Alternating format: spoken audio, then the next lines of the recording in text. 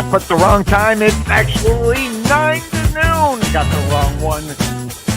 Kind of since we're on here. Good morning, everybody. Welcome into the Couch Potato Sports Show. It is me, Sonny Clark, the hardest working man in sports radio, as we are here on our Sunday morning tradition that continues on into our 16th year as we be bringing you all kinds of sports and sports news and things that go on in sports. That being said, let's just bring him on in.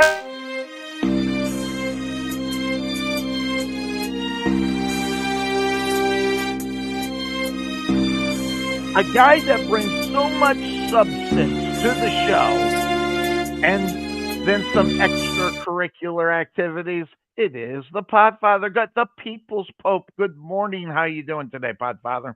Fix your microphone. You sound like you're coming off of a Blog Talk Radio. Ay. Hold on. I think I know why. Hold on.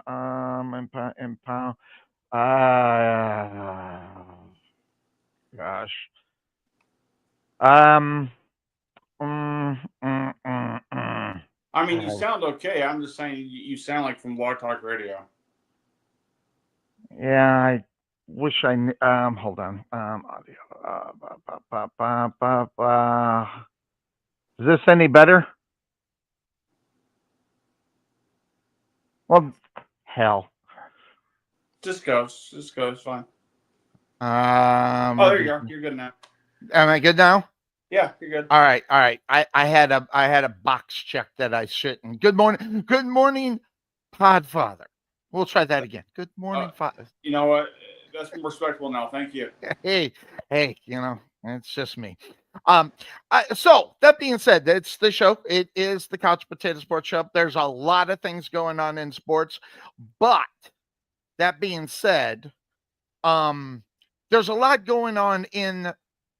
I want to start this kind of off with the wrestling business and what is going on in wrestling. They just had the Money in the Bank. Yeah, I finally got the opportunity to catch that. Been kind of catching up on the shows and things that are going on, but I want to find out what you think about the loss of Liv Morgan for the injuries. I think it's huge. Well, just kind of based upon the fact that it's in her hometown and based upon the fact she's not in one storyline, she's not in two, she's in like 3 or 4 storylines, and all of a sudden there's a big disruption because of the injury and I saw the injury when it happened. It was against Asuka, which, by the way, good to see Asuka back. I love Asuka. But a big loss there for WWE as far as main characters are concerned. It is. I mean, injuries happen. That's the name of the game. I mean, people want to say it's all fake until some real shit happens. But I mean, this is a huge loss. Liv has really carved herself for the last 3 years. She's really carved herself out to have a very nice career. Mm-hmm. I mean, she's very versatile into what she can do. Her injury is going to leave Rosie a chance to really shine, with whether it's with the group or on her own. Right. I think this will be a good time to throw in the Dom Rosie angle, which with Liv being gone, you could definitely work the soap opera part of that out there pretty well. Then when she comes back in about 6 3 or 4 months, I guess. Yeah. Then you've already got that cooked in already, so you could do that, and then just have her play an off-air role as far as like Dom's getting the text about why are we doing this WWE? Ripley is a queen. I love her. I love Rhea Ripley. I love her to death. She has got the it factor. Absolutely. But that women locker room they got right now is pretty freaking stacked.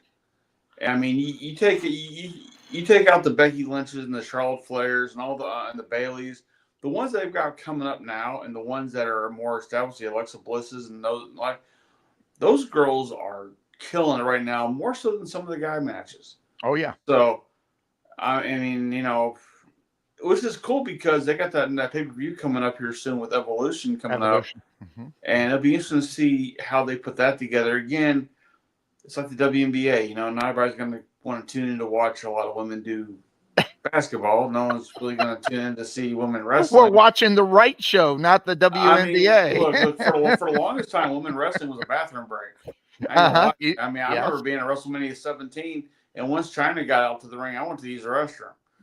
So, no offense to China, but I'm just saying I wasn't into it. So Yeah, I uh, think the women are getting better, and the fact that I like the fact that they're getting some of the regulars back. Bailey's getting back, and that was a Bailey might write be out off, again though. huh? I keep hearing Bailey might be out again. Oh, again? Oh, okay. I don't know. That being said, I just saw her, so I don't know how fast that happened.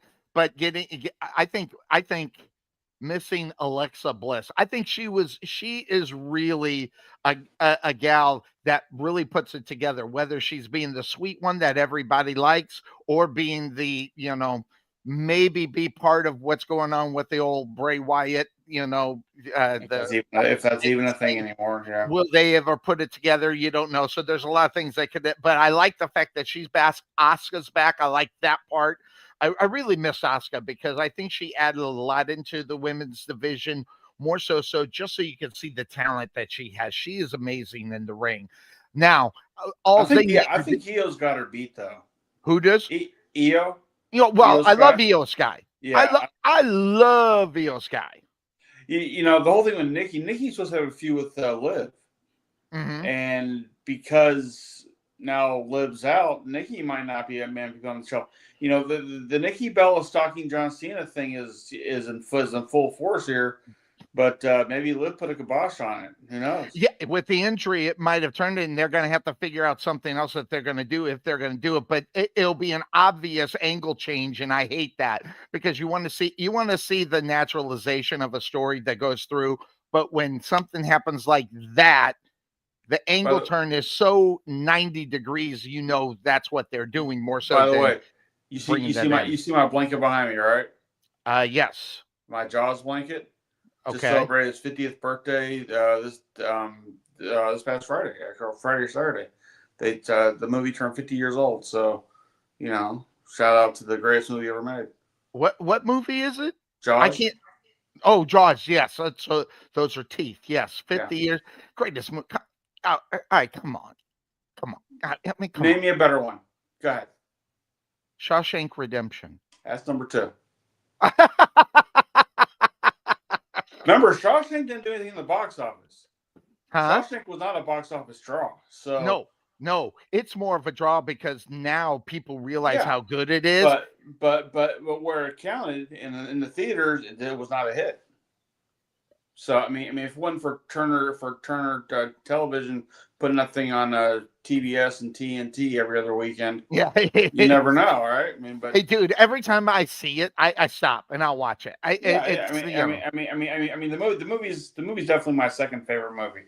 Yeah. But Jaws for me I grew up with Jaws. I'm 50. It's 50.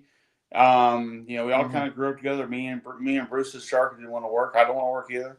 So Yeah. I mean, it's and you weren't even old enough to even see it when it was out in the I saw it for theaters. the first time in the movie theater on its 40th anniversary. My daughter took me to go see it, and I've seen it a billion times, but I never saw it on the big screen. So to see the bad thing was the only Jaws movie I had seen on the big screen was the fourth one, which Right. god awful. Oh, but after the second one, see, I don't even think the second one was good, but at the same time, the second one was watchable. It wasn't great, but it was right. watchable. And you would think with AI going on now and everything, there might be another one coming out, or no? Are they not going to mess with it? Because the other ones that they did with sharks are horrible. Well, there's one on Hulu right now. It's got Richard Dreyfuss in it called The Deep, and there's a shark involved in it. I haven't really seen it yet, but I mean, The Deep is a great movie. I think you'll like it. If you like Jaws, I think you'll like The Deep. And this isn't the Nick Nolte. Okay. Yeah, this isn't that one. Trust me, I saw the beginning of that one, and I love Jacqueline Bisset. I mean, just looking at her and them titties, oh my god, so nice. Come on, everybody. But for those who have for those who have any morning wood right now, just go look for The Deep on the internet, and you'll find it. There you go. But No, How do we no, get off I track? Oh, mean, back to the WWE. yeah. They have Evolution that's coming up, so Liv Morgan's going to miss that. That's a tough one, I think, and more in the fact that She's gonna miss I think SummerSlam too, I think yes, but I think and who that's in her really hometown, New Jersey too. right. I think where they really hurt is Rock. Not who's her tag partner? Perez? No, Yeah, no. Rodriguez. Rodriguez. She needs help. And she can't. Mhm. She's not necessarily a standalone in reality, as good as Liv Morgan can be. I mean, Liv Morgan is a good standalone. I think Rodriguez needs a little bit more work on her standalone stuff. She actually needs Liv Morgan to be successful. That having been said, this is a prime opportunity for her to step up. Or if they use the Roxanne Perez thing and put them together for the tag Yeah, team, but I hear they're going to relinquish the tag team. Is what I'm hearing. I've heard they might retire him. I've heard they may not do nothing with him. Who knows? Because they go ahead. Really? I've heard they may not do anything with him right now. So, but and because no one even cares who the tag team title champions are for the women. So I mean, I can't tell you who the men's are. Maybe I'm the only one that does. I kind of like it. I wish they had better, more But opportunities to be on TV as and far stuff. as Rodriguez, she's an enforcer. She's a muscle behind Liv. Well, So she used to be a baby face though at the same it time, doesn't and matter. was I mean, horrible then too. So as far as her role now, though, I can see where her and Roxanne can really kind of fit together, and then all of a sudden when Liv comes back, then you have to draw those party lines and go, well, Dom is a lot happier here with her, or we've been really wanting Liv to come back, or Liv turns on both of them, or however this works. To be real, I was going to say the same thing. I don't know the men's tag team because again, I do. The okay, new day. The new okay. day. Well, yeah, well, there's two tag team champions, so I couldn't tell you who they both are. I can't name the other one. Exactly. That's a good point. That's a Yeah, good point. and Well, I don't watch SmackDown so very much. It's hard to find, and I hate going.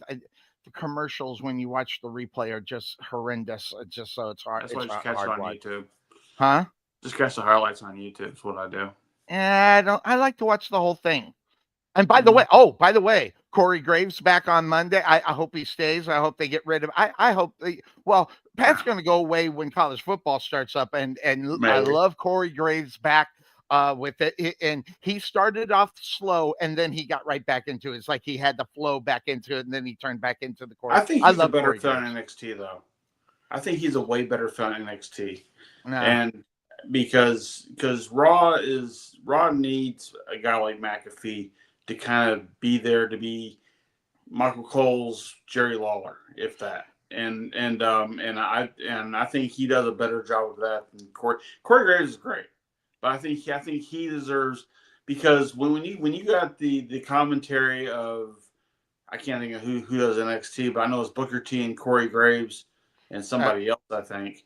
yeah, there's one other person. Yeah, and I can't think of who I that is. don't know his name. I see his face. Right, but to help decipher what the hell Booker T is saying, you need Corey Graves to kind of say that a little bit. And I really think he's a better fit there. I mean, honestly, I thought Wade Barrett did a great job there on NXT for a while, and he's on SmackDown. Yeah, he's on SmackDown now, but I mean, he's killing on SmackDown. And now it's funny because he's kind of like doing a Bobby Heenan thing, because Bobby Heenan could never, ever, ever, ever, ever pull for Hogan. Right. And even if Bobby's a heel and Hogan's a heel, he can never see eye to eye with Hogan. Mm-hmm. And Wade Barrett's doing the same thing with John Cena. John Cena made his life a living hell when he was doing the Nexus thing. Absolutely. So even though Cena's supposedly a heel, which by the way gave probably one of the greatest heel speeches he's ever done as a heel. Ever done. And I mean, Grant, he stole he basically stole line for line what CM Punk did 14 years ago, but it worked. And I mean, it was kind of a nice little reversal of fortune type thing. So, I mean, and it brought CM Punk out too. So, well, I mean, but the thing is though, is that it helped people who were very on the fence of Cena being a bad guy. it helped kind of solidify that. Although they were cheering the shit out of him when he was done. So I mean, because he finally clicked over and he hit that bad part to where CM Punk was at. Now remember, people were still cheering CM Punk back in about 2011 as well. So it's a very diverse crowd when it came to both guys. Yes. And my question is, will they be going to Saudi Arabia? Given all that's going on right now overseas in Iran, and I don't know how close Iran and Saudi Arabia are together, but I know that's pretty much almost like Texas and say I don't know, Kansas. Yes. It feels like Yeah. it's pretty close. I'm not sure. My geography is not all that great. I can't. I'm not sure. It's still technically a war zone. It's in the Middle East. It's still a war zone. Yeah. And even though we've been going over there for when Punk left, he did leave with the title, In but theory, yes, he left yeah, with the and, title. and he even showed up at Comic-Con with the belt. Right. And said, how come y'all couldn't sign your greatest champion ever type thing? And then later on, he signed with WWE because Vince really realized he had no other. Because again, CM Punk, Didn't who have a had no choice. contract at the time, he had the title with the hopes that he would be bringing it back. The one thing And at that that time, AAW was not there was, really there wasn't AEW, solidified there was yet. TNA. TNA was Yeah. around, so you don't want to have the WWE champion. Well, end up back then, you don't want to have the WWE champion end up on TNA with the title and do what Lunder Blaze did with the WWF Women's title back in the day. Right. So, Mm-hmm. Well, let me do this real quick. Let's give a shout out to one of our new sponsors up on the show. It is the Gorilla Garage Door Installation and Repair. Make sure you give them a call at 945-312-4060. This guy, we've been talking, and he's been out there, trying to get people to realize that your garage door is just almost like a car. It needs a tune-up every once in a while. And he's got a special going on right now for $79. Get a garage door and opener tune-up for $79. Give him a call. He'll get that all done for you and knock it out for you. Whether it's taking an old garage looking like it just went through, looked like hell, to make it look really, really nice. He'll get the job done for you. He's got a great name. His name is JR, which I associate obviously with what we're talking about here with our wrestling. It's the way I remember his name. It's kind of go. I don't even know if he's a wrestling fan, but make sure you give them check out. He's going to be a part of us for a long time. We're going to be bringing him and his logos up and around and things, and also the outside frame. So lots of fun bringing him in. So shout out to JR. And this car is cool. If you see the car in the corridor, it is cool. I actually set the frame up with something different, and then I saw his car, and I was like, nope. We'll put the car up. That looks cool. So, and we're also going to be working with them, maybe with the new logo change. He's thinking about a logo change and things of that sort. So we're going to work with them there. So we appreciate the sponsorship, and of course the Saxy Mustangs as we get ready. Oh, I'm getting so jazzed. I'm getting so hopped up ready for high school football. So anyway, you need a garage fixed? no, I have a garage. I didn't think you did. So No. yeah, but by the way, I'm going to ask again. You got not one, not two, but I think you got 3 Couch Potato Sports Show shirts, and you have yet worn them again. Now that was over a year ago, and you still have yet wore Do you them. not understand the significance of this shirt? No, I don't. This is a Pretty Boy Killers with Shane Taylor's name on it. Oh, Shane Taylor. I was wearing this shirt today. You and I were doing the show for SOAR, that and was so Shane funny. Taylor interrupted you and got in your face. That was so funny. That was so good. And not only that, it was so spontaneous. That's what made it so good The only too. difference between that shirt and this shirt is I cut the sleeves off. Yeah, So, but yeah, got to shut the guns off. You got 3 Couch Potato Sports Show shirts. I have not seen it yet, but hey. Well, but here's the thing. I've lost so much weight Yes. that you sent me 5X's, right? And I'm now down to like a 3X. Well, no, I That think I sent you one 4X, but still, just sitting for a few hours. I mean, this shirt's huge on me, but I like it. I know that's you though, sir. It's not a couch I have to look potato, good for but my people.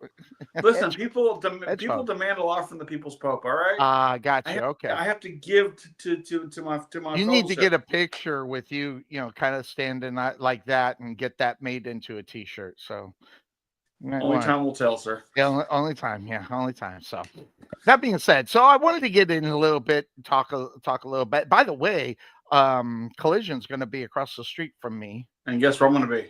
Right here, not watching Yeah, it. but I think I'm going to be right here too. It just depends on the price of the tickets or how I'm feeling. The good thing is across the street and there's not a bad seat in the place, so you can sit in the last row and you can see perfectly. So there's not a problem and there's good place. Speaking of wrestling, have you checked out what the OIWA YouTube channel is doing? Have I checked it? Have I you checked that? re- Have you checked out like this past weeks? I recently saw that Dante Smiley lost the Yeah. thing. That's because he's going into the slap Let, show. let, thing is, I put it on because I do support what they do. Oh, you mean that show that they're doing? Yeah. Oh, I have no. I no. Let me rephrase that. I watched 3 minutes of it. Yeah. That's about what I did. And no offense against Sir Mo, he's just trying to push it. It's horrible. I mean, I can't watch it. I mean, the commentary, and I don't think Shanks is working there anymore, but the commentary was just not good at all. Uh-huh. And I know they're trying their best. They got to filter stuff out to make it all work, and I get all that. It's just that they're set up. I mean, I'm not saying I did a great job as a commentary guy when I was left to my own devices to do it, but I mean, definitely it's. I hope they get it better because I want. I I took want there is an art form to it. It took you a while to adjust from football to absolutely. wrestling. It took me a while to adjust from. Even when I'm doing, I did commentary on my own out in North Carolina, and I'm doing it from a heel perspective, which is weird to hear someone doing that. So they're remaking Last Rife Story with. Okay. So they at one point CM Punk was doing play by play with Cena when he was when he was hurt, and they threw CM, which by the way he's not bad as a commentator by the way. Yeah. But that being said, it does I'm not saying we're the best by any stretch. It took us a while and we got up there, and I think we lived up to a potential, and could have got better too as well. I'm not saying we're Look. I mean, we entertained other people. We never entertained the person we should have been entertaining, but we entertained everybody else. absolutely. And I mean, how many times did Jessica come up to us, the wife of the owner of CKW? If that's even a thing anymore. But she comes and says, "I heard you guys, and y'all were just cracking me up the entire time." So I'm like, "That's what we did," Yep. and we had so much fun doing it. To where I know we talk about this every time we talk about it, but I mean, to hear what they have now, Mm-hmm. they don't have any chemistry at all with their commentary, It's tough. and it's And hard. I'll even put it to a point. AEW has that problem too. They've had the same guys doing it, and Shivani, Excalibur, Taz, they don't work what it doesn't say. And then they threw in the Big Show and Mark Henry as well. So they've been trying to scoot guys around and everything else, and it's just not up to what the old Listen, standards with they need Tony to Schiavone back in the day with Bischoff and things of that sort. So what it's they kind need of to do is have it be Shivani and Taz, and that's it. I agree. Get rid of 100% because I Excalibur. think they can bounce off of each other really Look, well. Jim Ross, I love him to death, but he needs to step away. Yeah, and he is. He's He going to. needs to just say it's call today and it's like, look, I had a hell of a ride. This was fun. I got to work with WCW, WWE, AEW, and various other promotions. And just have him do other things. I think he still brings the value. He still brings it to that, and just have him do What something value different. does he now bring to AEW? I think what he can do is mold some of those younger guys, to be better. I mean, because he was part of that, part of the regime in WWE where he was talent relations and stuff. I think he could help it. I think I the don't think he problem wants. with I don't think he AEW, wants that responsibility. I don't like AEW's quick stories. They need to figure out how to make a story last a little longer and get you embedded into the story. But To be unfortunately, honest, they I don't don't. watch their product enough to even know Yeah. that. So. Well, and I'll tell you, Sasha Banks, so it's her name, Monet. She's Yeah, now got like 4 or 5 belts or something. Like, I mean, I don't know. I mean, I never got her in WWE. I really didn't. I did. I liked her in the WWE. Um, I I, I think she needed to. I think what she did as Sasha Banks is so much better than what she's doing right now, I think and that's Sasha just Banks in because she was NXT was. directed really well. I think Sasha Banks in NXT was better directed than Sasha Banks in WWE. No question. She made. I'm going to tell you right now. She made NXT. There are guys that there are certain guys that made it and certain women that made it. Sasha Banks was one. Bailey was another. Sami Zayn was another. Kevin Owens. That I'm going to tell you right now. In that Keith era, Lee, right there, and we're all talking future Hall of Famers. These guys were magnificent. Charlotte Flair was there. There were Becky just Lynch. mhm, all those, and that's when NXT was really really good. Now They're still really good now. It's yeah, just that I haven't been keeping up with it, yeah. because I, of all the other stuff and going, yeah, and good point, Anthony. Yeah, you watch. everybody's I'll got tell to you blame. the difference. You watch AEW for wrestling, and you watch WWE for entertainment. It's just the way it kind of works as far as that is But does concerned. AEW actually have wrestling, or they have like That's acrobatic? all they have. They don't have the entertainment. They don't have the outside of the ring stuff is frankly not what I'm interested in watching or listening to unless they jazz it up and figure out how they're doing it, and that's You know because what? their leader won't want to When get out of the way of that kind of stuff. how many times did you and I do commentary during a source show, and we knew the guy going through to do a whole lot of flippity flop nonsense things, and I'm sitting there going, where would you do that in a fight? Right.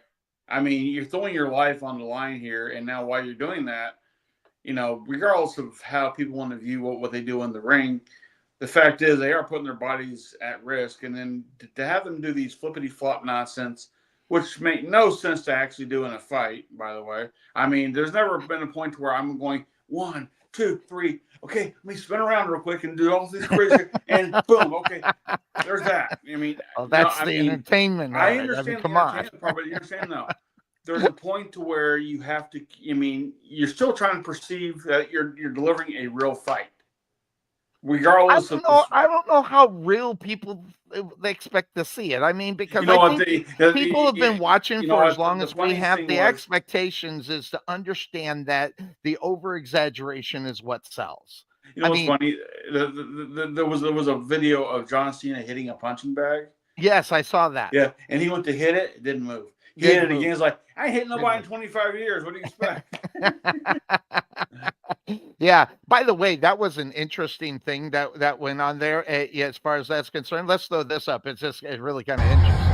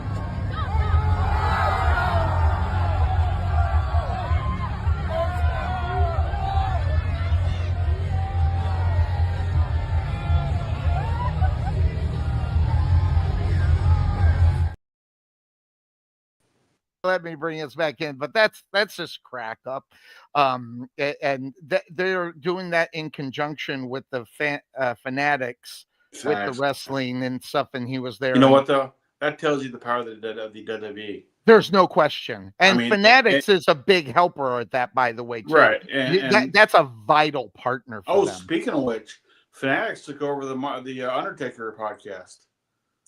Say that again? Undertaker had a podcast recently called 6 Feet with Mark Calloway, You're right. or 6 Feet Under with Mark Calloway, and then apparently the Fanatics is bringing it back because after he had heart surgery recently, him and his wife are now doing it, and their first actual guest is Micah Parsons. Really? Yeah, and that airs sometime this week, so I'm gonna check that Wow. out. But I heard the interview that he did with his wife, which was unlistenable, really. But because they didn't really say anything except that, Right. hey, Mark may or may not have had a heart attack at WrestleMania. Well, there But you go. other than that, it I know Fanatics is a part of Stephanie McMahon's podcast, Absolutely. and so, They're big times around the scene. They kind of grew what they're doing, like with everything else in reality. well, They're a big portion what of it. they're trying to do is what Conrad Thompson did. Absolutely. But they're doing And with WWE. But here's the thing, Bruce Pritchard hasn't been on his own show in almost a year. he hasn't been on his own show for No, about a year. no. JBL's been on there. I did not know that, and I love Yeah. JBL. I love JBL. So interestingly enough, how they do that with Fanatics, and because Fanatics is big time with the UFC and everything else, so they're pulling a TKO. lot of that, and they're putting little bits of everything they do underneath one roof to obviously get more people to go out there, and then the planning and but at the same time that takes so much money, and of course that's the situation. If you got the money, you can put a production up on like that Well, and go with I it. keep hearing talks that TKO might unload WWE because it's it's I becoming think a financial burden for them. Because remember, UFC only runs once a month. right WWE runs 10 every shows a week. month. Yeah, but TKO, last I heard, and they're in debt, and the WWE is going to be taking them out of that debt. They can't get rid of them yet. I mean, It they're in it, too much it, debt right it, now. it depends because Vince is still a major stockholder in that thing. But I didn't necessarily know that, but there's lots of rumors behind the scene that he's getting back in the middle of this. And I don't know if that's a good thing for wrestling or a bad thing for wrestling. I'm just going to say it. And I know it's politically incorrect. He's a genius. He He's is. a genius, and everybody knew he was a genius. He knows he's a genius. But here's the And thing. these people, hold on, don't interrupt me. Let me get this out. People knew all this before. Right. This just didn't show up. They knew all this was going on before, and they landed themselves in the middle of it because they wanted the fame, they wanted the fortune, they wanted the money.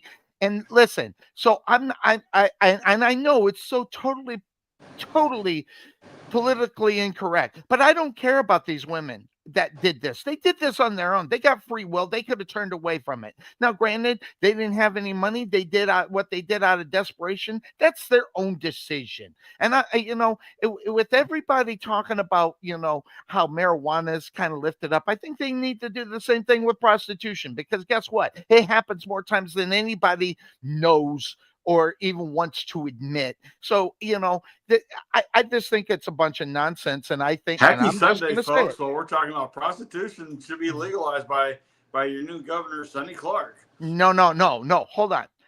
I don't believe in prostitution, but that's throwing someone in jail for it. That's just stupid to me. But it's the same thing with the marijuana. Being caught with marijuana, they throw your ass in jail. I mean, it's the same They thing. And put so your I ass in think jail sooner anymore? or later they'll lighten it up and They just already give have kind slaps of on like the a little bit. a little bit. It just depends if you want to go to Vegas or not. But Now, that's another. unless you're Sador Sanders and you're on the high speed chase with, I haven't got to that yet. Don't get me out of my order. Don't get me out of my order. But anyway, it's just all nonsense. And let me tell you trying to respect something. the football here. And I'm gonna say it. I think WWE needs to stay where they're at, and I think Vince McMahon needs to take over TNA and what's the other one that AEW has, but they shouldn't because they don't know how to push it. Uh, the one that Shane Taylor was in a lot. ROH. Yes, Ring of Honor. I think Vince should take those two products, put them together, and start making it, and that would be great. And I'd watch that because you may hate Vince McMahon, or if you want to make yourself look like you're on the bandwagon, he's a horrible dude. Listen, no one knew all these people who are running this business right now. Okay, have a huge debt to pay to him, and they won't even give him the respect because it's politically incorrect. So I'm going to say it. I think wrestling misses Vince McMahon. I really do. So that's just my opinion, and I think I would love to see him take over Ring of Honor and TNA, but it's not going to happen. I know that, but I think wrestling misses Vince from 30 years ago. I don't think they miss Vince McMahon today. Yeah, that could be so. Because there is a difference between Vince 30 years ago and Vince today, and Vince 30 years ago wasn't a billionaire. He was still fighting for every one of your dollars. Right. When he had put the talent in place to just let the ship run, and he would just start changing shit on the fly, like he wouldn't ruin every Monday Night Raw that would happen with that. I think that's where the guys on the roster will sit there and go, this atmosphere it's a very less hostile environment that we used to work under. This is not. We all know where we kind of stand for the most part. There are some who get let go. We also sit there and go, why they let them go? That's business. Well, they're doing the same thing now. What's the damn difference? Well, I think the difference is that that like it's where when you see Braun Strowman show up there on a Saturday Night's Main Event, and 2 weeks later he's gone. Whereas normally when you see guys who are gone, you haven't seen them on TV in months. Right. So I think and I've listened to Vince Russo say that Triple H doesn't get it, and then because Vince Russo obviously got all of it, right? I mean, he was a freaking genius. Yeah, he was in his world. I mean, Jim Cornette says the same thing. Of course, Jim Cornette, Yeah, but at least Cornette's got really, real creds, though. But he has real credibility. But here's the thing, though, about Jim Cornette. He knows how to make money in the 80s. Doesn't know how to make money today. I agree. I mean, the audience. If he was more involved with it, I bet he could make money with it. But but I will tell you, a lot of fans are missing that old school wrestling kind of shit, though. But let me ask a question. Let's say a lot of fans is like 100. Okay, what about the thousands who don't give a shit? You have to cater to the thousands, not the hundreds. Well, that just depends. That just depends. Whereas I'll tell you this: that's where WWE succeeds, where AEW fails. Because the AEW is worried about the hundreds of fans, whereas WWE is worried about the thousands. Well, the whole deal on AEW was just to give another option, and I think that's where they kind of got out of it because the option is not as big as the WWE. But listen, they're coming over to this stadium over here because it's got 4,000 seats, and they block off 1,000 for TV camera. Okay, which is weird because they're still supposed to be doing the show over at Ballpark Arlington or the Ranger Stadium. Absolutely. So, and also that think of who's on the roster, old WWE folks that people seem to like. There's a lot of. Will they pay to see retreads? I mean, I know this sounds horrible, and talk I want them to rename. I want them to rename it to the retread wrestling. That's what I want. I want them to name it so they just put it out there. That's what they're doing, and everybody will understand it. Your love for AEW is because of your love for Jacksonville Jaguars, and who was the person between that? That's one Tony Khan. So I get it. 100%. I'm going to tell you the reason. I'm going to tell you the reason why one Sonny Clark likes AEW. Okay. Because Mark Henry returned my telephone call. Okay. When I put out a feeler, when we were kind of doing our stuff and then we were kind of going out, I put a call out and Mark Henry called me back. I actually spoke with Mark Henry. Great guy. And then I met him over when they did a show and I went to backstage and everything. I didn't put that out on social media because that was nobody's business. I was kind of doing something personal and trying to see what that situation is and how it is at their place because you're never going to get backstage at the WWE. I knew I had a chance at AEW, especially being across the street, and I could be over there at any given moment that he asks. So, and he showed me the background. I even saw the background, the potential that was missing even backstage, because they'll give you bits and pieces on WWF or WWE on the backstage, but and you've seen them in their like documentaries and stuff. You don't see that, so you kind of get an idea what's going on there. It kind of seems a little out of sorts backstage. It kind of seems like there's no, for lack of better terms, law and order back there. It just seems like everything's just amuck and nothing is, synchronized very well. That's probably the best way I'll say it.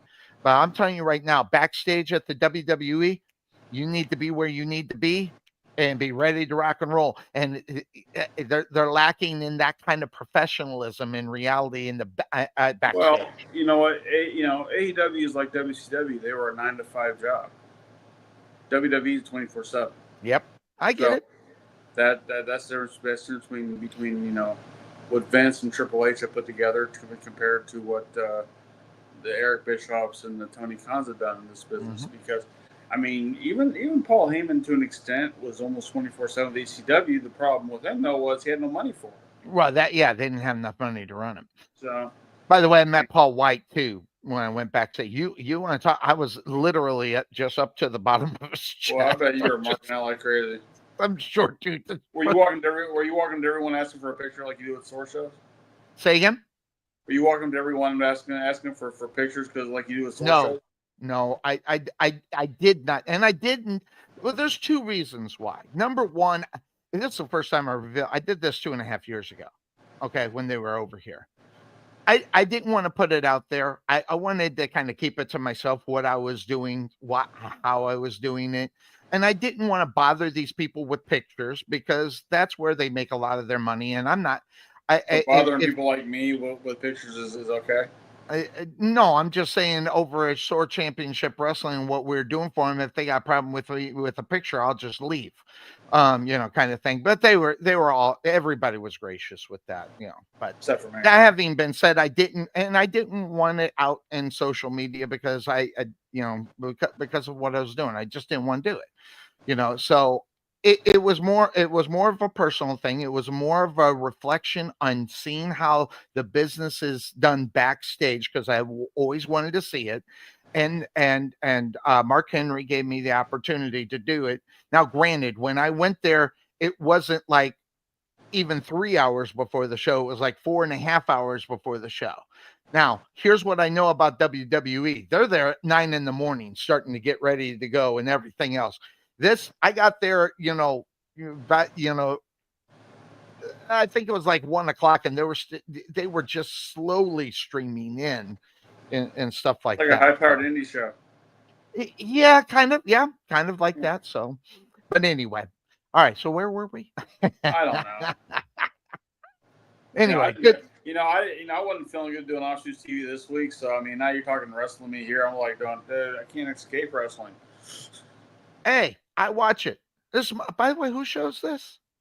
Oh yeah, it's mine. I'll talk whatever I want. So this is kind of one of those things. Apparently, you're speak the Pope. I mean, come on now.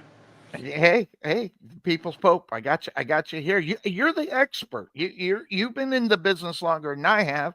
And I was in for a drop in an ocean of how long I was there. So there you go. Even an ocean, like a river. Well, okay, that was a big puddle, and I was just a little drop in the big puddle. How's that? I mean, it's like this. It's like that one island that Tom Hanks ended up on, Castaway. Yeah. That was your wrestling career. Something like that. Anyway, by the way, we got some great stuff coming on. Got another sponsor that we're going to bring on here as far as that's concerned. Hey, we got things to do. We got football coming up, high school football coming up. Just to give you an idea, in the next few weeks, I'm going to have on the head coach of the Saxy Mustangs, Mr. Red Barron. That's we'll have him on. Red Barron. Red Baron is his name. Yes, Is you can go ahead and put it is together. He's okay with it. is he going to sponsor the pizza that's going to bring it to our shows? No. Red Baron, he's more with the Snoopy Red Baron kind Oh, of that one. Oh, thing. dear Yeah. Lord. So Part that I yeah, fell asleep through. but later coming up in the show, okay, this kind of you brought up Micah Parsons, so we're going to talk a little bit about him a little bit later, okay? And there are 4 teams in the NFL I want to talk about that looks like they're, and it's not the Jaguars, okay, and it's not your Cowboys, but they're yeah, there are 4 other teams in the NFL I want to talk about, and we're going to talk about them because I think they're in trouble. Some folks think they're okay. Some, might feel the way I do, but there are 4 teams I want to talk about, and we'll be doing that. By the way, two of them are in the AFC. So yeah, so there's 2 teams in the the AFC I want to talk Browns. about. No, Steelers. well, I'm sorry. There's 3 teams in the AFC and one in the NFC. Steelers and the No, not Steelers. Nope. Chargers? No, they got problems, but they're not part of what I'm going to talk about here today. They it's do not have some. Jacksonville. It's not Jackson. Probably not New England because you don't give a shit about New England. Anyway, stop. Could be the Texans. Stop. Hey. Will you just stop? Just stop. All right. Now that being said, I want to show you this video. Oh no. Oh no, this is good. I mean, You think it's good, but I mean, that's what I'm saying. Oh no. what's my show? I think everything I do is good. Go But ahead. that's another story on top of it. Now, you think football players work out and work out a lot? I'm going to show you this.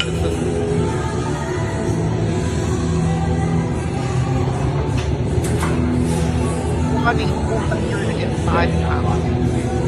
Okay, dude, I can't get 60 pounds in my head. All right, so, Good. look at this dude. Good. One more. Harbaugh's in Go for it. There it is. Good. 60. Oh, yeah. It's amazing. Look at this. Oh, now you even it out. Come on. And he's not just doing one. He's not doing. Look at he's actually squatting. Amazing. So, I mean, man. I wish I had that when I was doing squats back in the day. I can't do squats now because I got a cracked knee. But I mean, yeah. And by the way, I'm actually almost completely healed on my knee. I'm really happy about that because it sucks not being I'm glad able you're to happy. walk. I'm so miserable. I was miserable for 3.5 weeks. Now it's just finally getting. I've been miserable since April. August of last year when I cracked my ankle. Mm-hmm. Yep. Hey, and how many shows did I show up with a freaking crutch trying to get around the damn place? It was the same damn thing. The same damn knee too. So you only did one show a month, though. That's not fair. Well, I did. I think I was in that crutch for about 4 months. By the way, I really heard it. The first one I really heard. The fact that they run, I heard Soares bringing Matt Cordona. Is that his name? Yes. And that's going to be in Coppell. Well, I'm kind of helping Sermo to try to find another venue to do that at because it needs to be bigger for Cordova. But I'm not a fan of the Sports Garden. We went out there and we made the best of it. I just you used to say you love that place. Huh? You used to tell me, yeah, I love this place. It's so good. The food is right there. You were all in the ass kissing Sonny mode at that time, weren't you? That's what Sonny babyfaces do. I just, it's not a good wrestling venue. Now, what I will tell you, where they did that Sormania when yes, well, yeah, Austin Aries, yeah, with Austin Aries. They set that up pretty well. That actually turned out looking and visually looking okay. We ran one of those. I guess it was a source. I don't know if it was Sormania or not. I can't remember. No. It was the summer show they had, the catching the summer on fire, whatever it was called. We did that there at the Sports Garden, and my only issue with that thing is that the green off the turf doesn't illuminate the ring very well, and it's kind of an eyesore. Well, But I'll tell you I agree with you, but that's when you have the outside pads, and I just didn't understand why they didn't have outside pads. Because you're an indie show, you don't do outside pads. Say again? You're an indie show, you don't do pads like that. Well, but that's the problem. But if you're going to promote it like a WrestleMania, you got to kind of step up that game, to push it out there. Never mind the names that are going. Your WrestleMania game. I mean, only one person can do that, and that was WWE. Oh no, it's their WrestleMania. How did my camera get that close on me? Back up, Trey. Back up. Yeah, please. Maybe even get a bag for your head. I don't know. It's just something like that. Anyway. Hi, everybody. Trying to scare the children that might be watching. If anybody's watching, good luck with all that. Now, that being said, before we even get into NFL news, there's other news that are out there that is not football related that we're going to talk about. I'm excited about that. So be ready for that. We are going to take a break because guess what?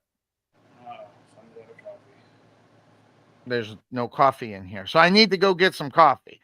But we're gonna run the ads, but I'm also gonna put in our just real quick video of our other sponsor, the First Choice Hail Repair, and it's really cool, kind of cool. You'll take a look at that, and then we'll go into our regular commercials. But we're going to do that. We're going to take the quick break so I can do that. I'm going to get everybody out of the screen, and I get that all set, and take everything else out because we're going to go directly into. Quit exaggerating. Just get to it. I don't have anybody doing this for me, so I'm going to take that out. Now I'm going to take you out. Believe me, that makes a better picture when you're not there. What did I do? Yeah, you're out of here, and then I will be out of here, and we'll hear from First Choice. So we'll be right back, and our other sponsors here on the Couch Potato Sports.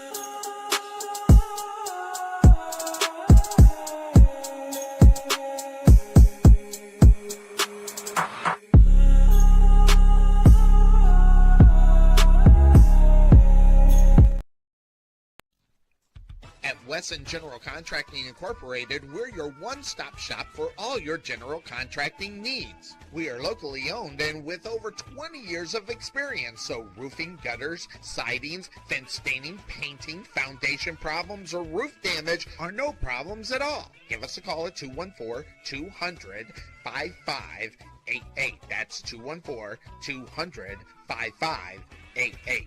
Wesson General Contractors.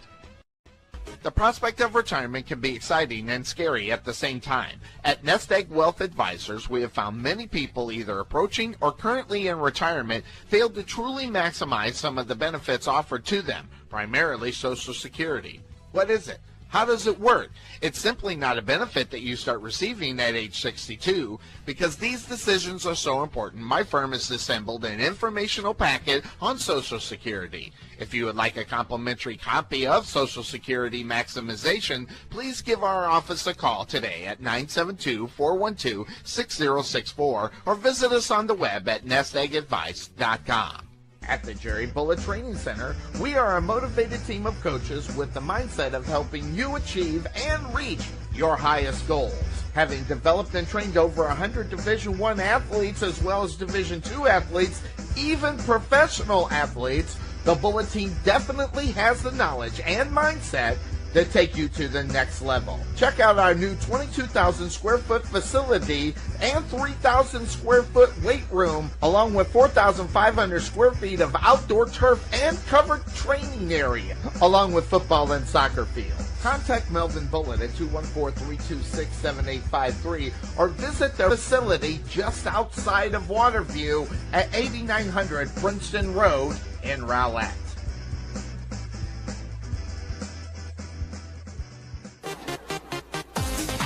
Being taken for a ride? Check out Casso Insurance, serving Texans since 1981. Bundle your home, auto, or business insurance and save a ton. Casso Insurance on the corner of Main Street and Rowlett Road, where we make insurance fun. Or check us out on the web at CassoInsurance.com, where we always have the coffee pot on. Yeah, but is it fresh?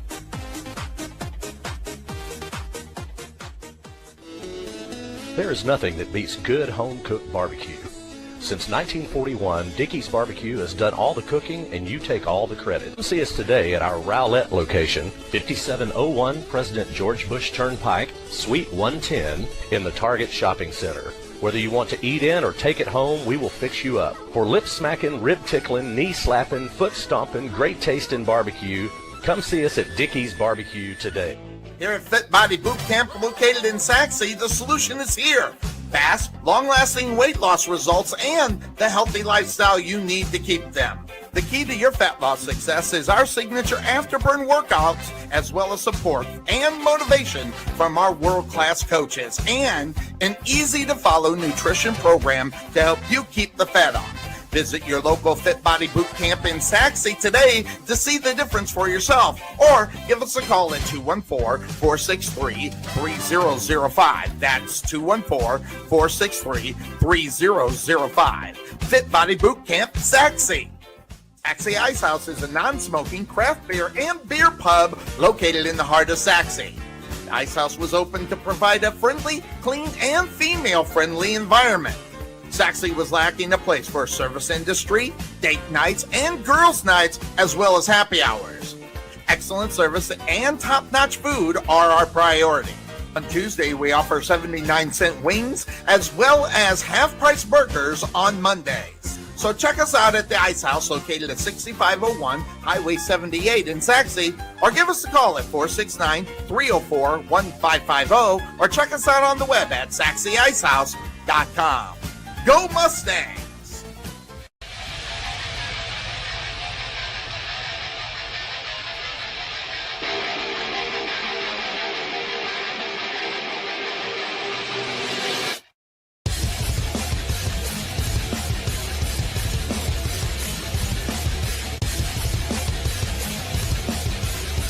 Ready, set, hut, hut. Welcome to the Couch Potato Sports Show, your internet radio home for all sports news and talk. Join Sonny Clark, the hardest working man in sports radio, and the best co-host anyone can ask for, Cuervo. We cover it all from NFL, NBA, MLB, NHL, as well as indoor football and high school sports. So let's do this. Here's Sonny Clark.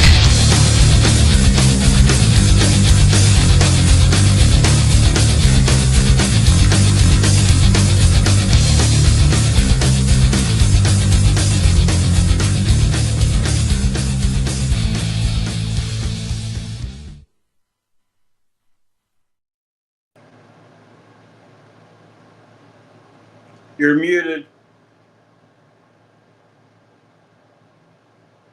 I stepped on the thing and muted it out. Welcome back into the Couch Potato Sports Show. I'm glad you're here. Look at the guy. He's a technical guy, and he's not even here. Yeah. Look at you. All right. Got some great stuff to talk about. So since you steered me into it, okay, a little bit earlier. I see what you did there. Yeah. As you steered me into it, of course, there's lots to talk about. And what is to talk about right now? Well, let's do this. Shakir Sanders, here he is. He's kind of in a situation. Should he call Grella garage door for his speeding ticket problems? I maybe. I don't know. See how you have that set up right there. We appreciate. Why Sanders speeding tickets are a problem? Call them. I'm getting the sponsor so they can get that telephone number. You know, it's important. See, this is the important stuff that's on there. Secure Sanders on the left is not the important thing. It's Gorilla Garage Door Installation and Repair. That having been said, give them a call, 945-312-4060. Now, Secure Sanders. Okay, so I'm going to get your opinion on it. I actually cannot believe I'm going to ask you about your opinion on this, but I am.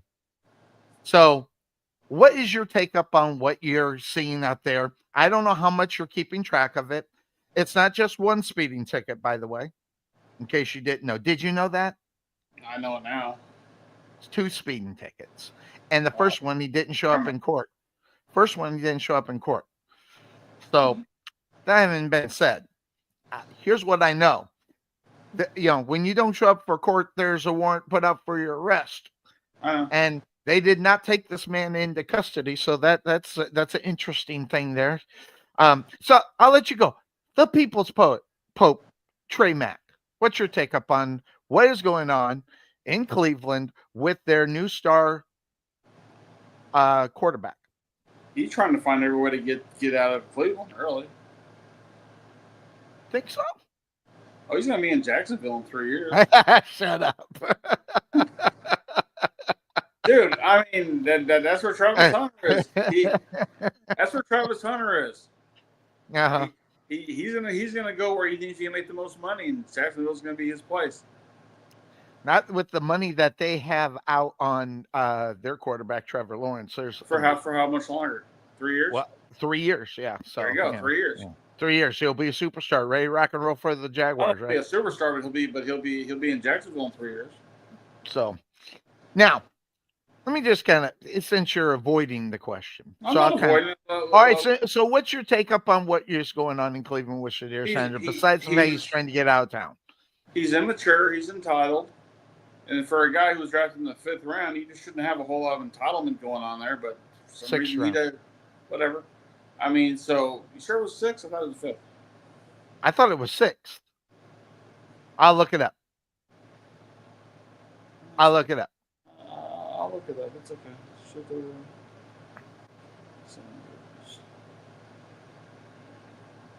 Anyway, I told you I would look it up.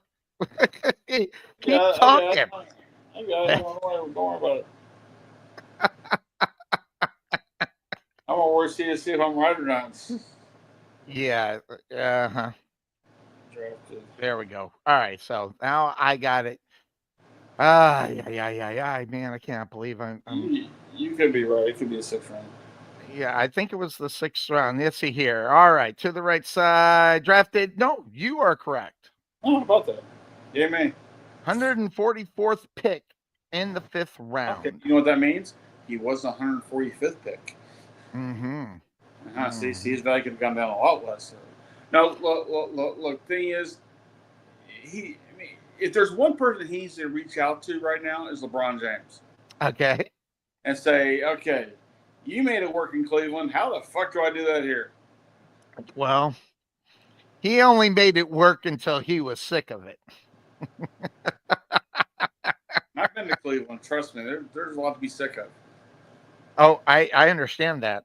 Although I would love to go to the old stadium where they played Cleveland Indian games, just for the ambiance and the atmosphere of it. Not because it's fancy like the new stadiums, just the old ambiance. You know, it's weird because I do those movie reviews on YouTube. Mm-hmm. And just a mere mention of the Cleveland Indians sent a violation my way because they thought I was being vulgar. I'm like, that was actually the name of the team.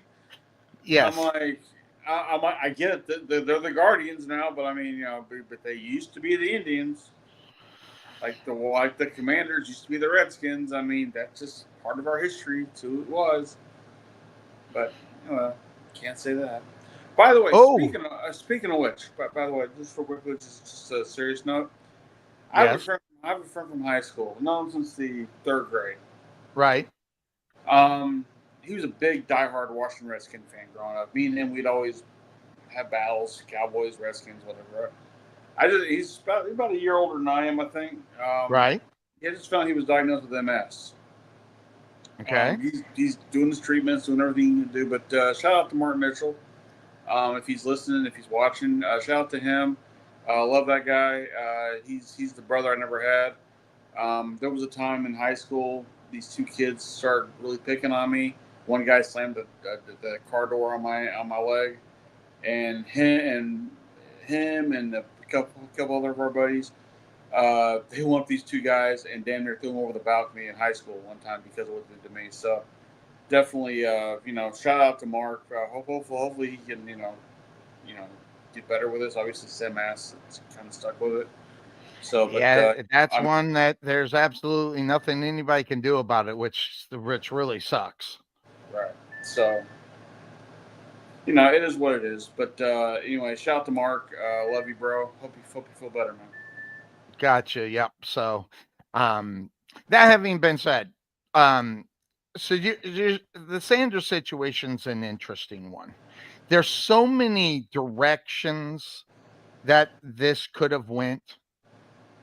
There are so many things that had the opportunity to be good for him. And I know my understanding of how I expect players to be. And I also understand that my feelings about people in that bit in the business, okay? I realize that no one cares about what I think about it. And that's understandable because I definitely have an old school mentality. You just keep your mouth shut until you're spoken to, and then prove yourself to the team that you're with and what you can and cannot do. Work on your craft. And that would be the best thing for Shadir Sanders. And he's not doing it. So the people that are giving people like you and me say that he's entitled, he's just proving it. He had the opportunity to walk in there and do everything right as far as that concerned to prove people wrong. He doesn't see. Here's the situation. He doesn't want to prove people wrong. He wants just to do what he wants to do, and if you want to criticize me or maybe even the Podfather for saying the guy's entitled, well, guess what? That's what this is. That's what he comes off as. Absolutely. I mean, because could you just hear it on the pull being pulled over going 100 miles an hour? Can you just hear it in your mind go, do you know who I am? You can just hear that based upon the fact that he didn't do it just once. He did it twice. Hey, LeBron James' kid did the same thing getting drafted in the NBA. Y'all know who I am. Yeah, but we see what you're doing. So it's kind of, you're not that great. You're not your dad. Right. So, and guess what? Shadir Sanders ain't his dad. Now, I can't believe I'm going to say this. I've watched a lot of film on this because I want to be so wrong about this guy. I do. I want to be wrong. Why? Because outside the you're sitting there going, well, he's got warrants for his arrest. Yeah. I was hoping he's gonna hate this big time.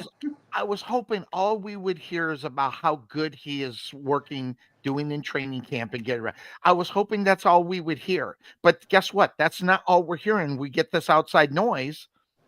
And you would think going into the situation that he would want to not have that above him. Okay, guess what? Shadir Sanders, he has a brother that plays for the Tampa Bay Buccaneers, undrafted. We haven't heard jack except good about how he is doing in camp. He is busting his butt to do good in camp. And I'm going to tell you straight out right now, I think there is a situation where he can be a guy to turn that franchise around. If he, and yes, I want to say it, walks the straight and narrow instead of being this entitled punk, I think his potential of being even a bigger superstar would have been there. Just go in there, do your work, do your studying, go there, be a decent human being. Don't be stupid. You can be stupid a little bit, but not enough where you're going 100 miles an hour on a freeway. This is just stupid. Was he going north or south? Does that matter? Oh, because if he was going south, he was heading to Jacksonville. Yes, shut up. But that being said, I mean, he's got an opportunity to change the people's first impression of him. Now, granted, I will say this. I don't care what people's first impression of me are. So I completely get where he's going, but I'm not going to go out and run 100 miles an hour down the freeway, and put myself in there and still want people to look at me without being an idiot. But that's what's going on here. He's not taking the opportunity. Well, I can't. You're right. I can't. But I'm just saying. The way that he's had the opportunity to set this up, he's just not. I guess I'll just say it, not taking advantage of a situation that could turn him into a bigger star than he already is. I hate the fact that I got to call him a star, and he hasn't taken one snap in the NFL, but he is genuinely going to be a star, I think. But the problem is, if they don't get this little bit, and this is small relative to a lot of things, but if they don't nip that in the bud right now, that being the Cleveland Browns, this is never going to stop. And then at the point when they either want to get rid of them or something's going to happen, this is going to tarnish the situation of getting rid of them, or they're going to have to swallow a lot of the contract in order to get rid of them. And so it's. I think we were talking in our chat. Say he needs a babysitter. I think you said it, right? Yeah, I mean, you have to dig into Des Bryant him for a little bit and put a babysitter around him. Do the Browns have those resources to do that? The Browns got the resources to do whatever they want. Do they want to do that, though? That's a good point. He is a 5th-round draft choice. He is expendable. He's expendable, but let's be honest. Okay, the Browns, when that 5th round came around and he was still there, he was going to go. Pittsburgh should have picked him up. But that being said, the fact that they got him in the 5th round, easily everybody, okay, in the know when it comes to the NFL, looking at talent, had this guy as the top 5, and how many quarterbacks went before him? How about the guy that went before him on his own team? I'll be honest. I never even heard of that dude. So that is a pick where you just throw the flyer on it, and if it works, you look like a genius. But if it doesn't, hey, as a 5th rounder, no big deal. So they're not taking advantage of the fact that they could look like a genius and get that under control. So now you could say whatever you want. There's a Deion Sanders factor still in this. Will Deion do the right thing and say, why don't you get your head out of your ass and start playing football? I don't think we're going to get that from him, because that has never been Deion Sanders. It's never been Deion Sanders with his own son, whether it's in Jackson State or Colorado. So, and interestingly enough, Shadir Sanders' brother goes ahead and fires his dad and hires, Jerry Maguire. So the story based up on what's his name? His name's slipping my mind. I'll get it. But 5 hours later, he has a contract signed with the Tampa Bay Buccaneers. So remember he was undrafted free agent, though, wasn't he? Yeah, undrafted free agent. Right. Yes. Yeah. Yeah, basically, kind of sounded like to me, based on that, Dad, you didn't do anything for me. You obviously didn't do enough for Shadir, and you did zero for me to get me into the NFL. Fired his dad. This is great. It's a great story, and I want this kid. I'm gonna check up on it, find out how he's doing. I hope he makes the team. I hope he becomes somewhat of a star, and that. Compared to where Sanders what's his position? Would be an interesting story. Is he a safety or a cornerback or? No, he's a wide receiver. He's a wide receiver. Okay. Huh. So Baker Mayfield's going to be throwing him the football. Now here's one thing about Baker Mayfield. The first look is Evans. After that, it can be anybody's pick. So he's got a great opportunity there to get that set. So the Sanders thing isn't going to go away. And believe me, before the first week of regular season, we're going to get another story that will be of the negative side that has nothing to do with football. Let's set the over-under on that. How many stories are we going to get? 2? That's 3? A good question. I mean, before the start, are we going to say before training camp or before the start of the regular season? I'd say before the beginning of the season, because even in training camp they get a lot of downtime away from it. Huh? Preseason or regular season? I want regular season. Okay. I So, bet you I'll put 4 on the over and under I'll negative I'll take the stories under by 1. by I think 1. so. So I you think think he might 3? have I'd 30. say 4. That's I see. And there's our thinking. We know it's not. We know it's not done. I don't We put know it we're past going to him, hear that's it the thing, again. because you can't put it past him, because again, he's made a lot of money in college. That's true. He's now living in a city he probably doesn't want to live in. Let's be honest. No quarterback's going to die in Cleveland. So, since Tim Couch, the list goes on, right? Yeah, I had to remember that that thing. We had a whole bunch of all the Browns quarterbacks, and there were like 20 Even of them. Baker Mayfield is excelling out in Tampa Bay right now. Isn't that amazing? Yeah. And I still stand by the fact that whoever let that guy walk should be fired. If he didn't get fired, he should have been fired. So I don't know about that, but that's where we're at here with Shadir Sanders. We're going to find out. We'll watch it. We'll see what ends up happening with him. I'm sure there's going to be another story that will come out regarding him, and we'll go from there at that point. So now, some other things, since you definitely did the turn on me, but I want to put this out because this is really interesting. I want to get to the 4 teams in the NFL. So Cleveland wasn't one of them? No, Cleveland was one of them. So we got the other 3 teams. Now I'm going to get to the other 3. I'm going to go to no, folks. Obviously, I didn't give it to this guy, or he'd be he started rattling this stuff all around. Jets, Jets. That's, I don't know. Let's see here. We'll throw this up here. I don't know. Wouldn't hurt.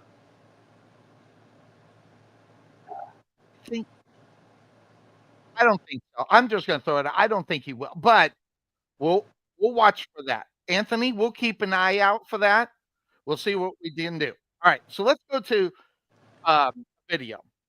Okay, and I'm going to go to your. Even though we lose an owner, right? Ursay, we lose. We lose what? Ursay. I can't hear you. Your microphone's not working very well. Oh, wonderful! Did I clip this in? So you can't hear me? I got you now. Yeah, you're good. Okay. Wonder if I got short. Maybe I need to change my headsets. We'll look at that. Ursay passes away.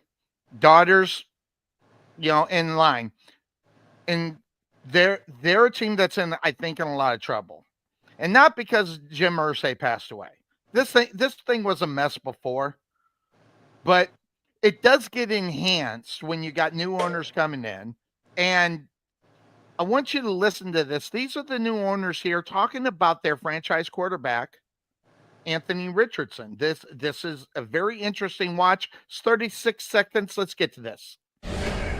We drafted Anthony for a reason, and we believe in him. He's incredibly talented, and sometimes when you draft players, they have rough starts, they have injuries, they've got those things that they need to go through. But I think it's way too early to tell, and I know Chris and Shane, they'll let us know as we go along. But I think he has all the potential in the world, and if he wants to prove it, he can, and he will if he wants to. Why does the blonde look like she's CGI'd in there? I don't know. But talking about their franchise quarterback, there's one thing I didn't get in that was a but. A lot of times you'll start talking about that stuff, and then that mega but comes in there, and we didn't hear that from none of them stood up. We couldn't see their mega butt. Yeah. Well, Anthony wasn't injured. He just gave up on the team. By the way, Anthony's, talk here, that's not the first time we heard that. And a lot of people will agree with it. Huh? We said that last year. We exactly. But the question is, with the new regime on there, is she actually out there doing that political correct BS that we always hate to hear from owners? Yeah. And whether there's another, I'm telling you right now, Anthony Richardson and the Colts, listen, every NFL team has got to lean on their quarterback. Now, how much they lean on it, depending on their talent and everything else, you can look at it. I think when this guy was drafted, there was no question that the idea was this guy was going to be the next superstar. In reality, the next Peyton Manning here in there, and that was the idea. But then they had that same idea with Andrew Luck, but this guy had a little bit more. He had the running talent as well. So when you're looking at the Indianapolis Colts, you see who is basically the starter, and you got new ownership. I'm going to tell you right now, I think Anthony Richardson's on the trade block somewhere. I think someone can get this guy. He might be, but what was the record last year? The Colts? Yeah. They didn't make the playoffs. I think they were 7. I think they were 7-10. I think. I'll look at it. I'll find it. But go ahead. Because I was thinking 7-10 might be a good record for him this year. Well, see, and really, should they? They were 8-9 last year. They had a lot of injuries last year. So. Well, a lot of injuries, yes, but at the same time, Anthony Richardson's was part of that. So now you're looking at how many years are you going to have Anthony Richardson be your franchise quarterback but not be available, whether it's injury or whatever the case may be, depending on what you think on how he, quote unquote, gave up on his team, which is a very popular, feeling from a lot of people. How much do you go into the season, if you are her, really feeling good about Anthony Richardson starting for your football team? I look at it this way. Franchise quarterbacks, they have a 5-year window to do something, right? That's their first contract, right? Usually. I think the fact that we keep shortening those years up year by year is dangerous for fans that think, well, we just brought in a rookie quarterback. Why can't we go to the Super Bowl? Everybody's playing Madden football right now when they should be playing realistic football. Mm-hmm. Okay? Look, a quarterback can take you so far. You got to have a running back, which they had. Mm-hmm. Jonathan Taylor. Yeah. You got to have a receiver core, like at least a receiver and a tight end to at least move the ball down the field. You got to have an offensive line. You got to have a defense that can stop the other teams from scoring points. That's not all on the quarterback's fault. So Anthony Richardson needs to play his role, be the quarterback. Now, maybe the league was too fast for him. Maybe it was too fast for him, and maybe sometimes it takes you a little bit, a little bit to catch up. Yes. It happened. Troy, it took Aikman a year to do that. Okay, if I go back to my old team, it took Romo no time at all to really figure out how to play the NFL because no one had any footage on him at first. Quick answer: they signed Daniel Jones, and said, "You know what? That was a come to Jesus for him if he is going to do it, because you can say whatever you want about Daniel Jones. He's got NFL experience. And at one point, if you go back a couple of years, he had some success. But Anthony, will he be? I don't think Trey Lance even got the opportunity to be a bust, in reality. So you have that also up on top of it. This guy had the opportunity to be the bust for the Colts as far as that is concerned. The one thing about Trey Lance is that, when he was here in Dallas, we never really got to see him unless it was some preseason time. So, again, I don't know why Jerry wasted the pick to get him. It really had no. We talk about. You don't. Oh, wait. Oh, stop. Well, why you don't understand why he did that? Hold on a second. Feel me finish. Thank you, sir. No, we talked about the greatness of Vince McMahon running wrestling. Jerry Jones is no different from Vince McMahon. Sometimes that thing has gone a little bit too far past his prime. I mean, we always talk about how great Jerry was 30 years ago. Uh-huh. And he's still great now, is he? So, I mean, I never understood the move of getting Trey Lance in here years ago when it made no sense. But I mean, Trey Lance could be a dreaming quarterback and be a good prospect for some team to go out there until they find their quarterback in the future. But until we see it, I mean, he could be your Kirk Cousins of tomorrow. No, they went out for him for a reason, because if you look at the make of who he is, he's just a younger, less experienced Dak Prescott, in line with the type of quarterback that they have starting for them. That's the reason why they got Trey Lance. I mean, Yeah. they had the backup that went to Philadelphia. Cooper Rush, and Cooper Rush was still back up to Dak. So obviously Trey couldn't beat him out. Yes, I get what you're saying, but another thing as far as that is concerned, I think there's, if Cooper Rush wasn't able to do it, there was an opportunity right there to so many dominoes had to fall for him to get a shot. Well, that's true too, but only one needed to. One bad game with Cooper Rush, but the problem with that is that Cooper Rush didn't actually do bad. Guess what? He did what a backup quarterback is supposed to do. He is somewhat successful.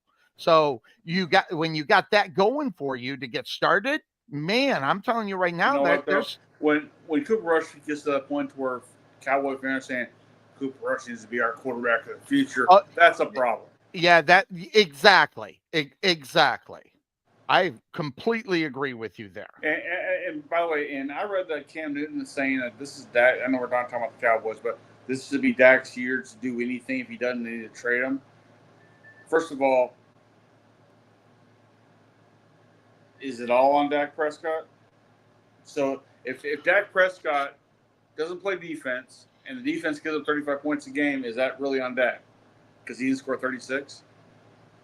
I mean, look. We've had this discussion. Yes, before. we have. And I'm so tired of the NFL is not the NBA. The NBA can exist off one player and everybody else around him. Okay? Yes. The NFL needs a lot more than just one guy. It wasn't just Joe Montana winning Super Bowls. You had Jerry Rice. You had Dwight Clark. You had Roger Craig. You had players around him to do it. Troy Aikman was not just Troy Aikman. It was Emmitt Smith. It was Michael Irvin. It was Jay Novacek. It was Deion Sanders. It was more than Steve Young. He had Jerry Rice. He had Deion Sanders. He had players around him. These quarterbacks who are your franchise quarterbacks, they got to have franchise players around them who are going to help them succeed. If not, then like Dak Prescott, he had CeeDee Lamb last year. And who else? Who was the number two?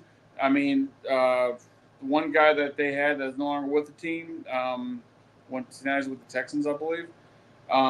He was out for most of all last year. The receiver, what I'm talking about. I can't think of his name. I can't get his name either. My brain's not all there. I mean, it was if you shut down CeeDee Lamb, who was he going to throw to? Nobody. He had nobody else. He had a chance for other receivers to shine, but guys like the receivers are so inadequate, we can't think of who they are. So you got to have these star players around you to be that great franchise quarterback. Anthony Richardson has the opportunity with the Colts. Right. He's got a solid running game back. He's got receivers around him. So he just has to be patient. And the fans got to be patient because, again, they're investing their ticket money to go see him play. Absolutely. Well, guess what? You're not guaranteed to win. Okay? You're never guaranteed to win when you go into any stadium.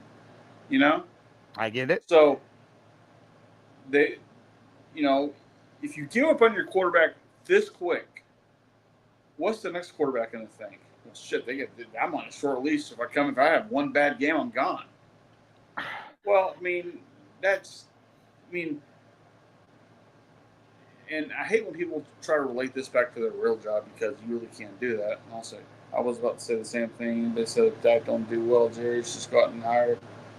Yeah, but you know what? And while Arch Manning might be the guy to come in here, do you realize how far in the draft the Cowboys might have to fall to get him? Well, that just all depends on what listen. You say Oh, whatever also, you want. Archie Manning's still going to have to do something in college before he's going to get that up there. That's so much that, but Arch might want to stay another year in college. Brandon, thank you. I forgot what his name was. Yeah, I couldn't either. I couldn't get it. He's bounced He around. barely He played great year, everywhere he's been. Barely played last year, so I totally forgot who he was. Yeah, so. But I think there's a lot to say about debt. Listen, when you can have the excuse all day long, but when you're getting paid $60 million, that is a paycheck that expects you to bail that defense out. Sorry, it is. Okay.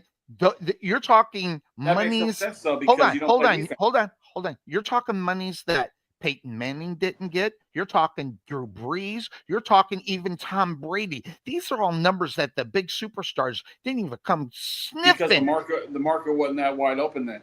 Exactly. But at the same time, the expectations when they were going through it at that market with the money, they were expected to take that and bail that defense out. They were, especially Peyton Manning. The best way to kind of reflect this, we talked about the movie Jaws earlier, right? Okay. Right here.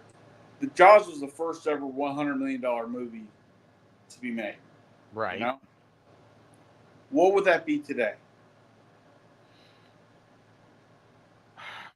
$300-400 million.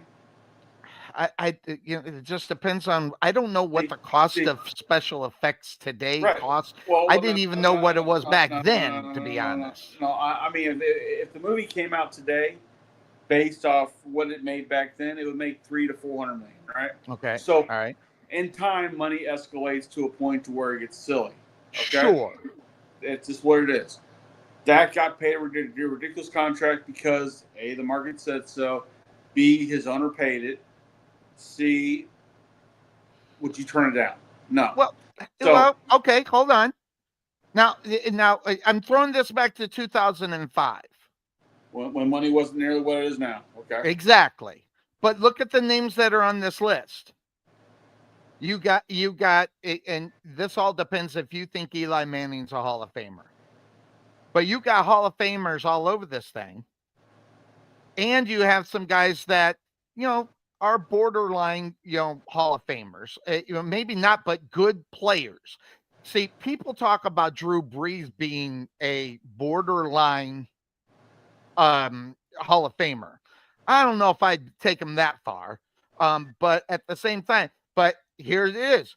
Dak got paid because Jerry wanted to long-term sign him, but it took at the same time, Anthony, it took a long time to get him to get off of the $60 million, because I remember not more than 3 years ago, we were talking about Dak Prescott getting $42 million, asking for the $42 million and getting it. It took a long time for that to happen. So something with the Dallas Cowboys, it's a little different. They first of all, they got the money, and second of all, they'll get off of it if they have to. Some of these guys don't. So whether or not that will work is the big question. I don't know. I think Dak Prescott does need to step up. I think Dak Prescott needs to be the next Hall of Famer that you're going to see. He needs to do it. We're talking what, 8 years now?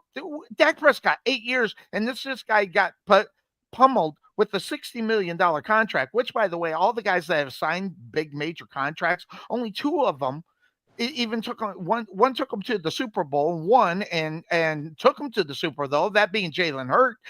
And some of the other guys, didn't even sniff the second round of the playoffs. I mean, and then some of them didn't even make the playoffs, i.e. the Jacksonville Jaguars. Which is why they'll bring us Sanders or something. Shedeur Sanders has the opportunity to prove everybody wrong. This guy ain't getting paid jack right now. And by the way, I'll just put this out here: the Cleveland Browns are stupid not starting this guy. Don't get me wrong. I love me some Joe Flacco. Don't get me wrong at all. I know. I like Joe Flacco. He's on your I don't like him as much as I like Kirk Cousins. I don't, and Jimmy Garoppolo. But I like it because he came back and he was the comeback player of the year. Okay, played outstanding, and but at the same time, the Cleveland Browns have been doing the same thing over and over and over and over and over. Why not just take the left field, take the guy that is in the 5th round, start this guy week number 1? Because right now, all indications it's going to be Joe Flacco. And no offense to Joe Flacco, if Sanders wasn't on that football team, I'd say start him. But the fact of the matter is, you have your quote unquote your next superstar. And just like you say, he will put asses in seats. I think he will. Never mind the fact his jersey is selling off of the rack. So why not go instead of taking the right like you've been doing for the last 40 years, go left. Start this guy. You have nothing to lose as a franchise. Zero. Remember, this is a team that started Tim Couch, for God's sake. I think Tim Couch could have been a better quarterback had he been with some other team, though. Oh, I don't know. We'll never know. Maybe a better situation, maybe, but I mean, Tim Couch with the Patriots sounds a lot more promising than Tim Couch with the Browns. Well, that also, you got to remember who was around him at that point too, though. You got to give him that credit. But here's the thing: every team has a franchise quarterback. Okay? For the most part, they're always trying to find. There are 32 teams in the NFL. 28 of them have franchise quarterbacks. I mean, teams that in their mind anyway. I mean, does the Steelers have a franchise quarterback? Not right. Well, it depends on how long you want that franchise to be. I think it's 2 years. He's the franchise quarterback for 2 years, but the next big thing is what we're kind of looking at. You know, Dylan's going to get lost in the shuffle. Say again? To answer his question, why do you draft Oregon Ducks quarterback then last round Sanders? Well, you know why they did that. I'm just Anthony, I'm going to just throw this out to you where I think they drafted this guy to show that Sanders is not all that great. And they drafted Dylan expecting him to embarrass Sanders with his talent. Guess what? That didn't happen. Right now, Sanders is outshining all of them. And depending on who you talk to, the guys in the now, they're saying that Sanders should start for this football team. Now, I will also say that's based upon Joe Flacco, his age, and what he has done the last year as a starter to year and a half.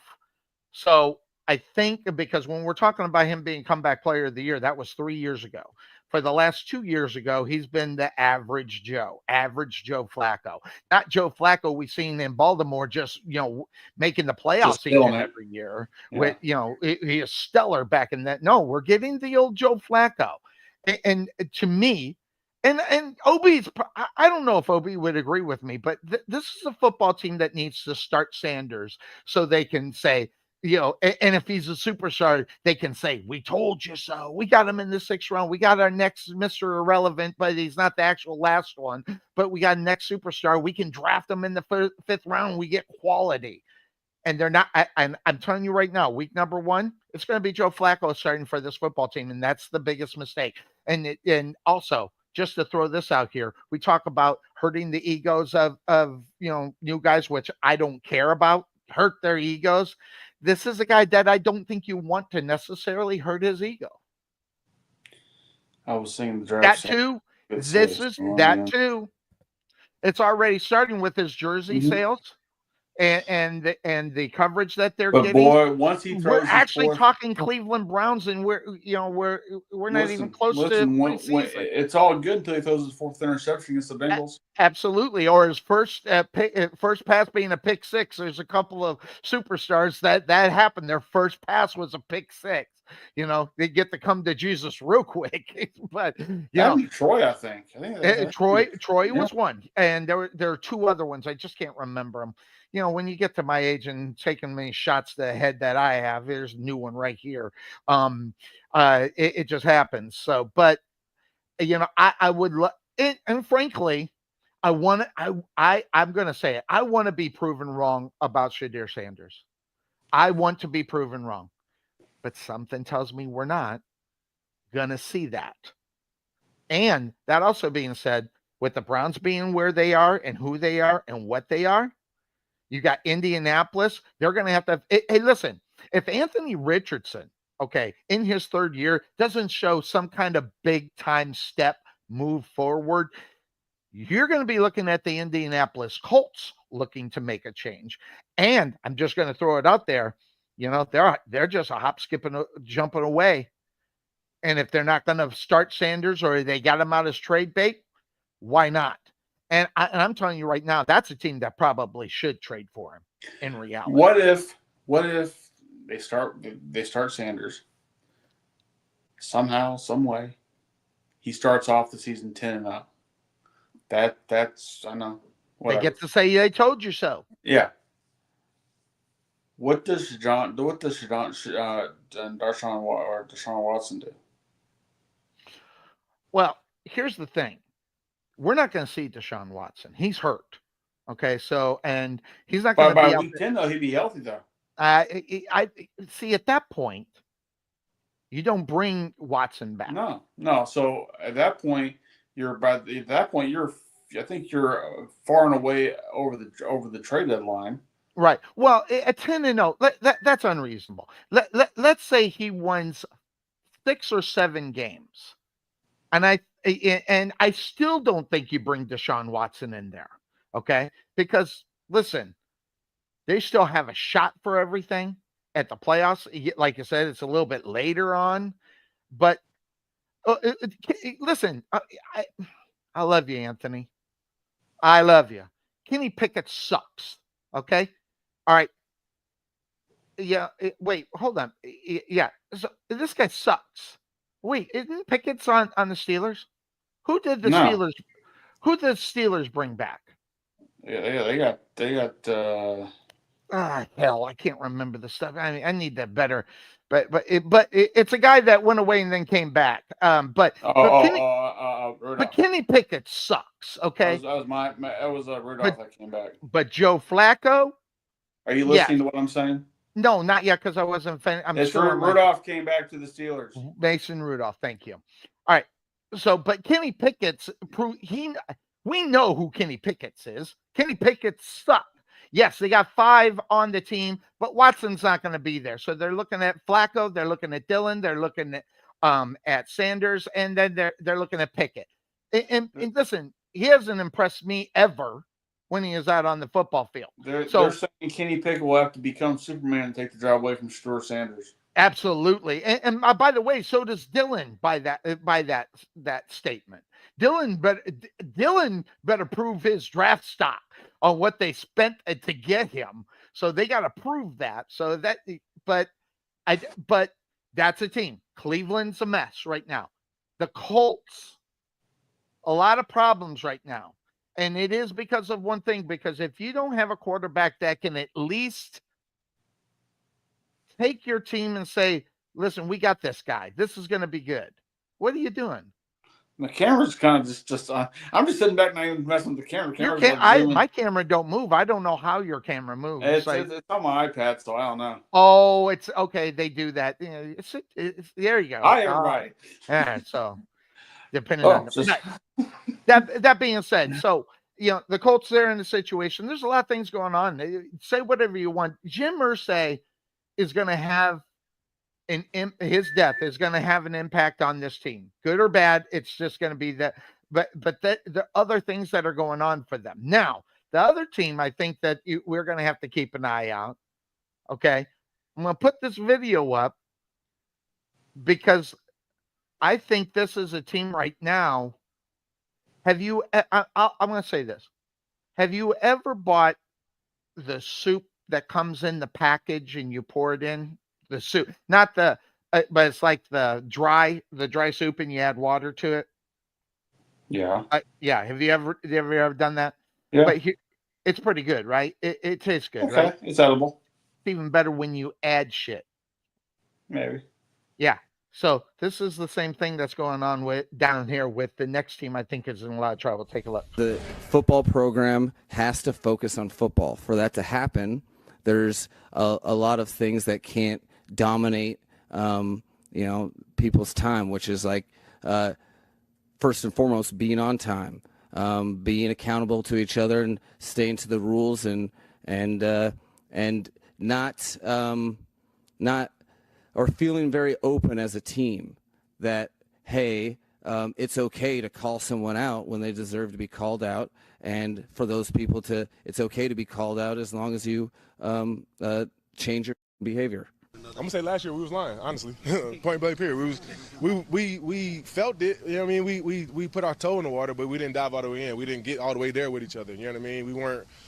We weren't making the effort to do go the extra mile. And I would say this year we're doing that. I'm not sure how it's going to turn out for us, but we are putting forth that foot to change it, because last year, like I said, we said we wanted to change. Yeah, we're doing this, we're doing that, but it's not going exactly how we want to. But this year I feel like everybody has the right mindset and moving forward. You know what I mean? So if it works out, it's going to work out. If it doesn't, we're going to get back to the drawing board and make sure it works out.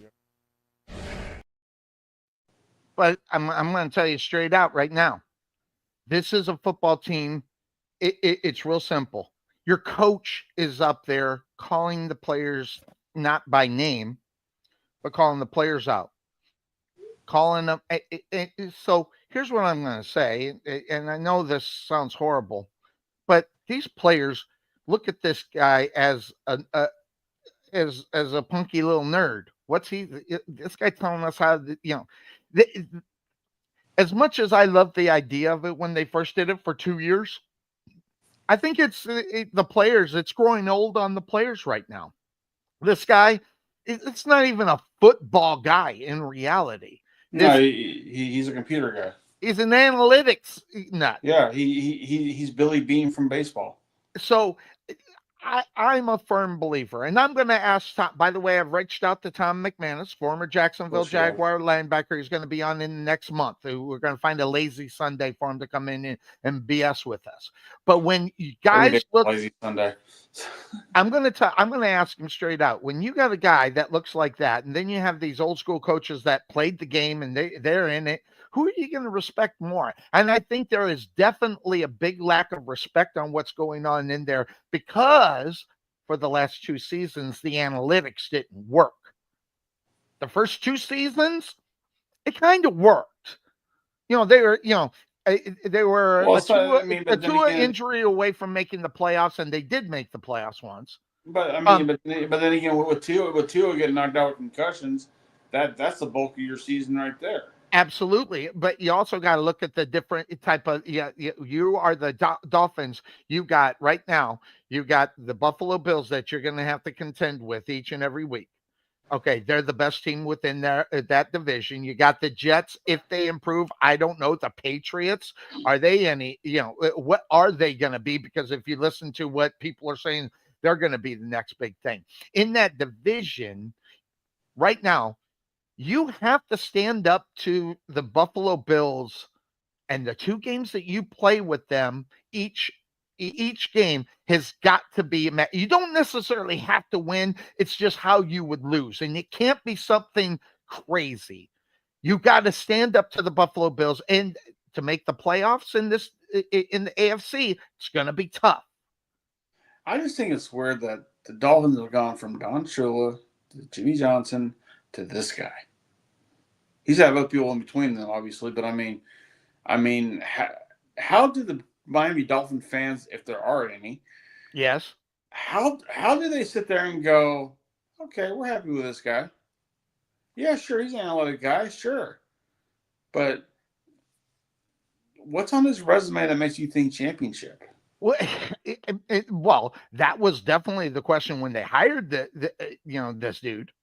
Right. So I mean, but I mean, like, hey, you know what? I can say the same exact thing in reality to this guy.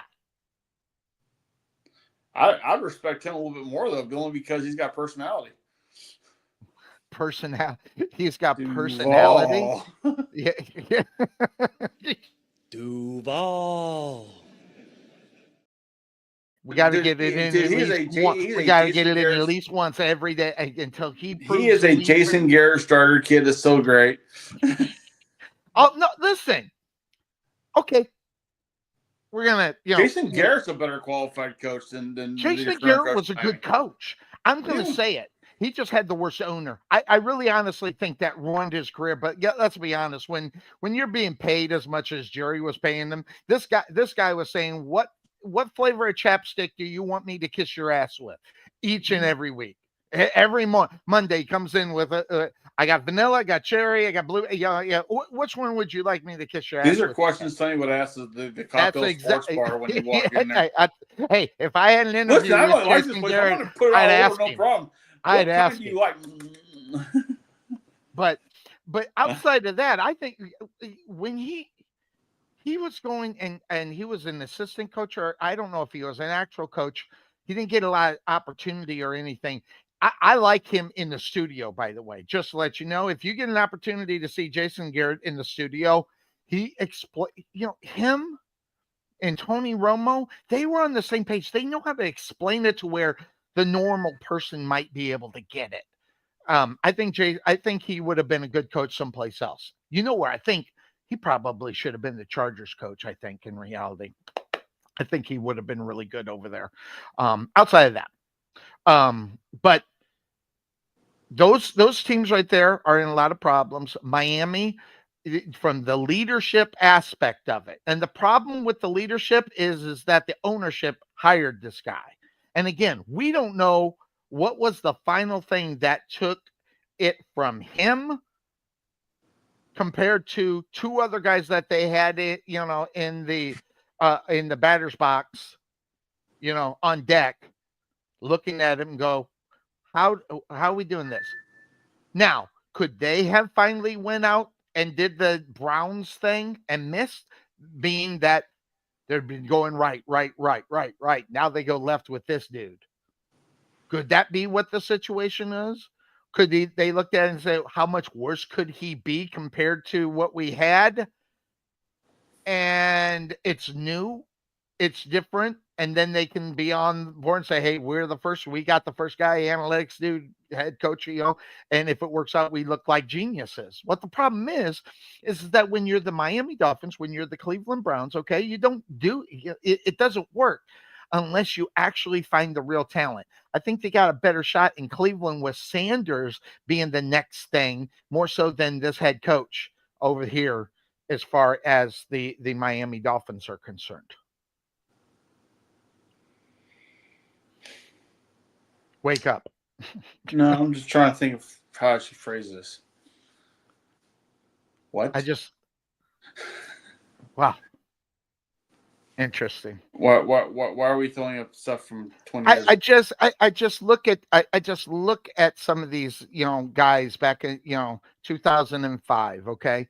And these guys had an opportunity to, even the Dolphins had an opportunity to get some of these guys. Maybe one of, I don't know. I don't know. This is an interesting football team with Tua on the outside right now doing what they're doing. And how soon we be talking about, well, he's out with another concussion, so what do we do now? Well, you sent the picture. With the helmet that goes all the way down to the shoulders or wraps around, just and that's another thing. Let's be honest. Miami is only going to go as far as Tua is going to take them, because really their football team is average at best. They got a pretty solid defense, but you can't expect that defense with the guys that Jalen Ramsey I think he needs to get in training camp or get traded. They need to figure that out. But if they lose Ramsey, that's going to be a big loss for them. But that's a football team that I think is in a lot of trouble moving forward. I think there's something to look at there. So I got 3 of the teams that we have talked about. I got one more. Okay, let me think here. Well, think during the break. It could be the Bengals. We're going to do it through the break. And so, yes, and stop it. Just stop. The Bills. I'm just going to have to. I'm just going to have to kick his butt, is what it is. He's out of here. We'll be right back here on the Couch Potato Sports Show. What? Where are you going? Are you kicking me out now? I'm trying to think here. We'll be right back.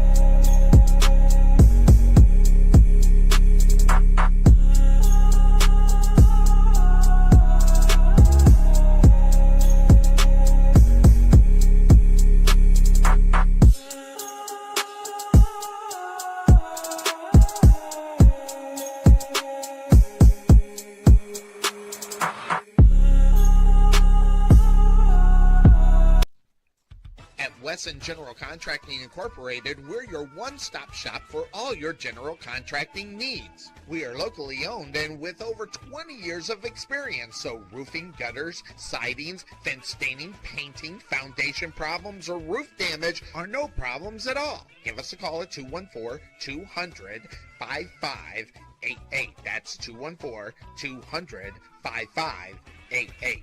Wesson General Contractors. The prospect of retirement can be exciting and scary at the same time. At Nest Egg Wealth Advisors, we have found many people either approaching or currently in retirement failed to truly maximize some of the benefits offered to them, primarily Social Security.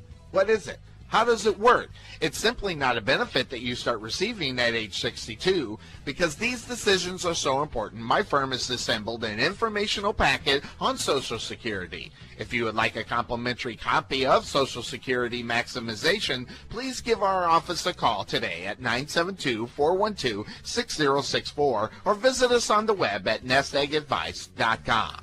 At the Jerry Bullet Training Center, we are a motivated team of coaches with the mindset of helping you achieve and reach your highest goals. Having developed and trained over 100 Division I athletes as well as Division II athletes, even professional athletes, the Bullet team definitely has the knowledge and mindset to take you to the next level. Check out our new 22,000 square foot facility and 3,000 square foot weight room, along with 4,500 square feet of outdoor turf and covered training area, along with football and soccer field. Contact Melvin Bullitt at 214-326-7853 or visit their facility just outside of Waterview at 8900 Princeton Road in Rowlett.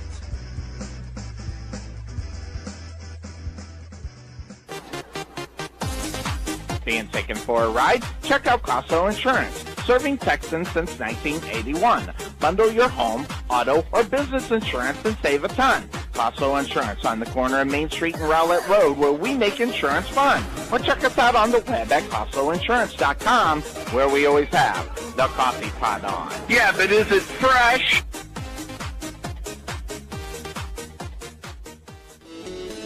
There is nothing that beats good home-cooked barbecue.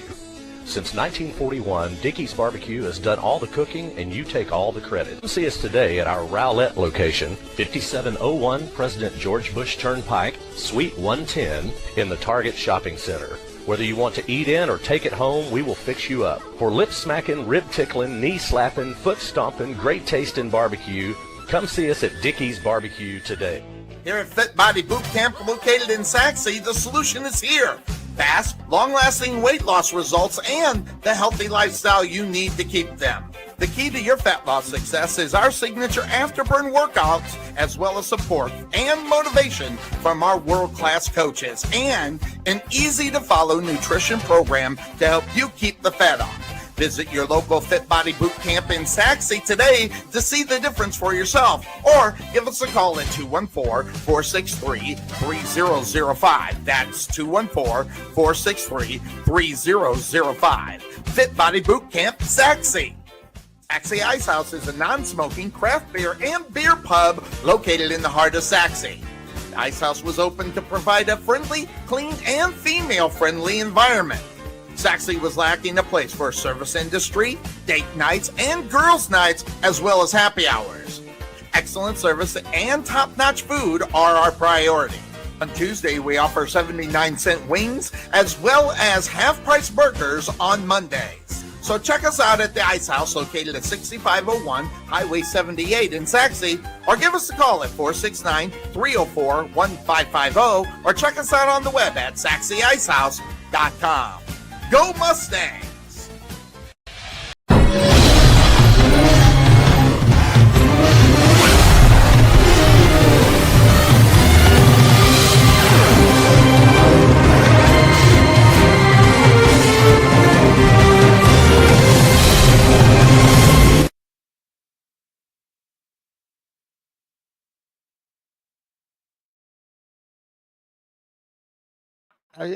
I guess I'll bring us in. We are back on the Couch Potato Sports Show as we are taking a look at some teams here that, I don't know. Just off the top of my head, when I was thinking about the AFC East, of course, you have Buffalo on top of that division. Then you got three other teams in line with, with the Jets, the Patriots, and Miami. One of those three teams are going to be vying for second place. And just off the top of your head, just not even think about it, oh yeah, Miami. Because some of the things I'm going to go New England. Well, that's what I was about ready to say. A lot of people talking about New England. And why would you necessarily think that in reality? No, and I'm just saying in general. Why? I mean, come on, it's Miami. They should, and that's what it is. They should be better than what they are right now. And that's where I think we're seeing a big difference in that football team. Okay. So give a shout out to Matt there, our first choice auto hail. Make sure you get a call if you get, we get a lot of hail in this area. So get over. He does magnificent work. That's my neck of the woods. Yeah, especially I get tornadoes. But 469-288-6939. Give me By the way, I'm very upset. Every time I get tornadoes up here, you never seem to want to reach out to me, see if I still made it. If I'm alive, you don't care.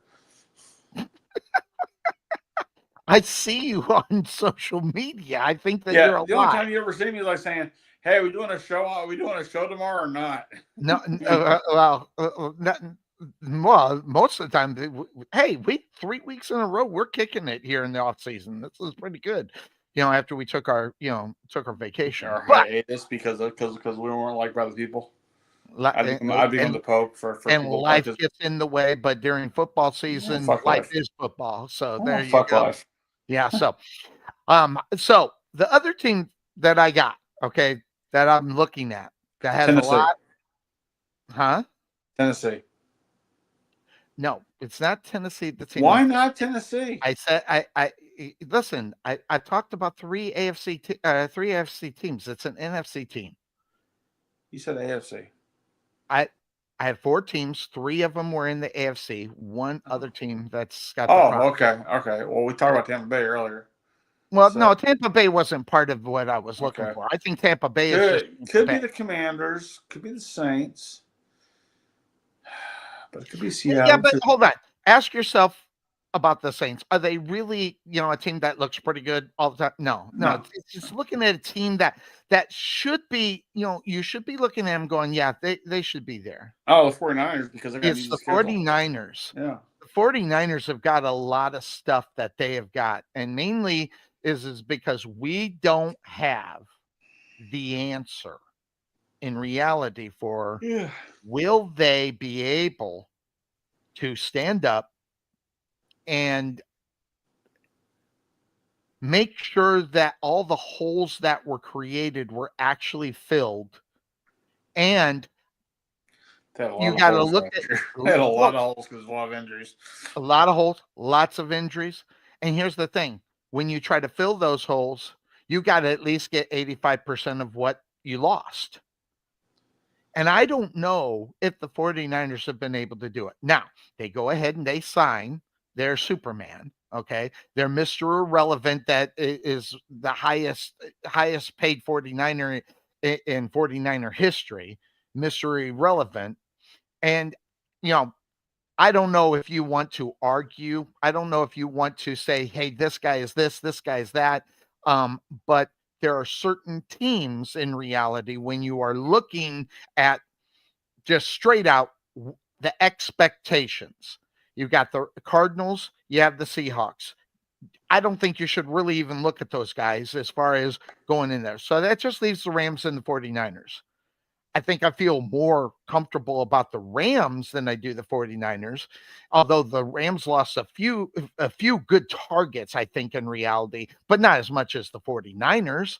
And so there here's Washington. I think Washington's that I call them the sophomore slump team, not the quarterback, but the sophomore slump Which could be the team. quarterback, though. But it could be the quarterback as well. But everything around it is there. 49ers are there.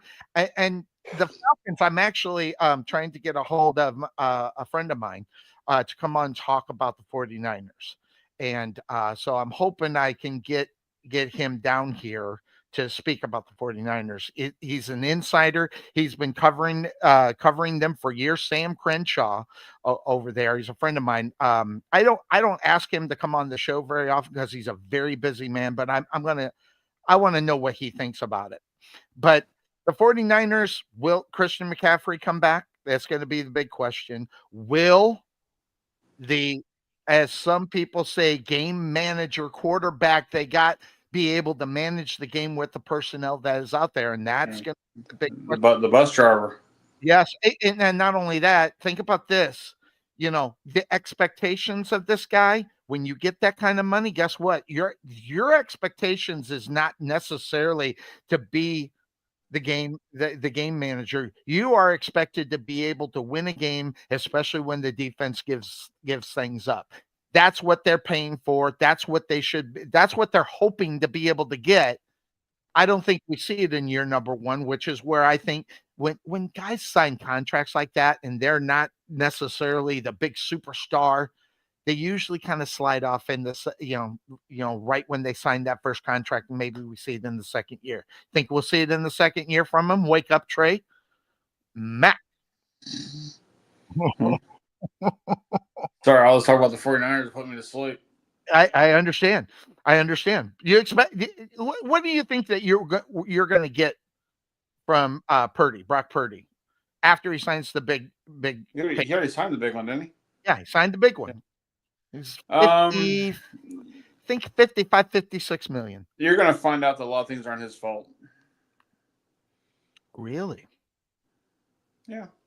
Because you get that a lot with quarterbacks who signed all these big contracts. Right. How not all of it's really their fault. The fact the team doesn't really do what they should be doing now. They have an easy ass schedule next year.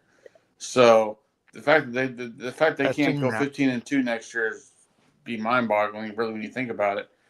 But that's unrealistic in most cases. But they have a reason to just wipe the floor with who they got this year. Will they? I mean, if they finish out in a just above 500 or less than 500, that's a failure for them, because I think so. Even though it's an upgrade from last year, given who's on your schedule, you should be doing a hell of a lot better than that. They got to finish second in the division. They got to finish first, I think. Because the Rams should be their only team that they have issues with. Here, give me a second. Listen, I think the Rams right now are a better football team right now. They might be. We'll see that. Just based up on personnel and paper. Okay. Now, whether or not they'll live up to it, that's always the second question. San Francisco 49ers. Here we go. Let's see here. Let's take a look at the 49ers schedule, because we all know, and I know one particular, when you get her talking about them, she won't shut up about them. So, give me a second here. Schedule. Here we go. All right. Hey, get ready for your season tickets. There we go. Week 2, week 3. Okay, regular season. Week 1. Okay. At Seattle. Should be a win. Week 2 at New Orleans. Should be a win. Week 3 at home against Arizona. At home? At home. Yeah, they should get that win. I'll split that one. So the next one they lose in Arizona. Okay. Up next, Jacksonville. They should beat them. Then at the Rams. They got more guns. At the Rams. I don't think they beat the Rams. Then at the Bucks. That depends on where Baker is, but that could be a loss, but I'll give them the win now. Okay. Then they come home and play the Falcons. Should win that game. Then they go to Houston. They go to Houston, they lose that game. Okay. Then they go to New York, play the Giants. Should win that game. Then they got the Rams again. I think they get swept by the Rams. Okay. Then they go to Arizona. They go to Arizona. I think they lose that one too. Then they got the Panthers at home. They should win that one. Then they go to Cleveland and play the Browns. Could beat them. Then week 14's a bye, so then they got the Titans at home. Should beat them. Then they go to Indianapolis for the Colts. They go to Indianapolis to play the Colts. Yes, they should beat them. Then they play the Bears at home. It'll depend on where they are, but kind of like looking at the team, they're the better team right now. So yeah, they get the win. Then they finish the season how they started. They played the Seahawks, but at home this time. And they should beat the Seahawks. They should sweep them. Pretty easy schedule. There's literally only 4 losses if you want to give it to them on that list. And so, they should be right up there with in reality. And here's the thing. And this is my point of that. They might be in trouble. And the reason why they might be in trouble is we just went through that schedule. We see 4, and they'll be in contention in those 4. They'll have an opportunity probably to win those games. But if they don't fill the holes in what their expectation, how far are they going to go down? And I think it could be a lot in reality. I have the Rams probably just kind of really briefly looking at it before we came up on air and I was going to talk about it. I think the Rams win this division. Not only that, I think they win it handily. Because basically the schedule you just gave, they got the same schedule, and the Rams should win that whole damn thing with them. They're just going to get a different AFC South team to play. So I think, they are a team that is in a lot of trouble. And you think, well, I think 49ers, playoff team. They better fill up that pothole to at least 85, maybe even 90. Because the difference between the 49ers and the Lions got that team stepped up in a barrage of injuries, and that team stepped up and they won football games. Now, see, I'm looking at the Rams schedule. They play the Eagles. Okay, I'm going based on teams that the Niners aren't playing. Let's just say they lose that one, but they could win it. Okay, then they got to go to Baltimore and play the Ravens. Ooh, they're getting different AFC. I thought they stayed in the same way. That one's going to be tough. Then they got week 15. They got the Lions at home. Yeah. Go down the list. Who they got? Okay, I mean, week 3? I mean, it's like 3 different games, but let's see here. Oh, okay. You're giving me the ones that were different. Yeah, gotcha. yeah. See, you got week 1, you got the Texans at home. 2, you go to Tennessee to play the Titans. Should get the win. Then you go to Philly to play the Eagles. Might lose that one. Then you play the Colts at home. Should get the win there. You got the Niners at home. They should win that one. Then you go to Baltimore and play the Ravens. They might lose that one. Then you go to Jacksonville and play Jacksonville. Should win that one. Then they got the Saints at home. Should win that one.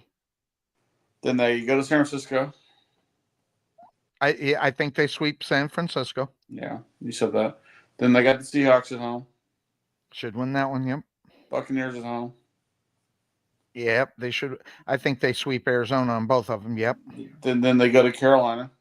Get the win there. Then they go to Arizona. Yep, they win that one. Come home, play the Lions. That's going to be a tough one. So if you give them a loss, that'd be the 4th one. Then you got the at Seahawks. Should win that one. Yeah, I think they sweep the AFC West. I do. I don't think any team is going to beat them. Then you got at Atlanta. Should win that one. Then you got the Cardinals at home. Yeah. So I see only 4 losses for them. I mean, so you're looking at 13 and 4. You know, and if they sweep the Niners and the Niners 2 losses come to the Rams, they win the West. So even if it's close, because they'll have the sweep. Yep. Yeah, so it just all depends. That's why I think the 49ers, when you look at them, go, hey, watch out for them. Now, their schedule should be around. They should win those games. Now, if they don't step up, that's going to be the big one there. And 49ers over and under is 8.5.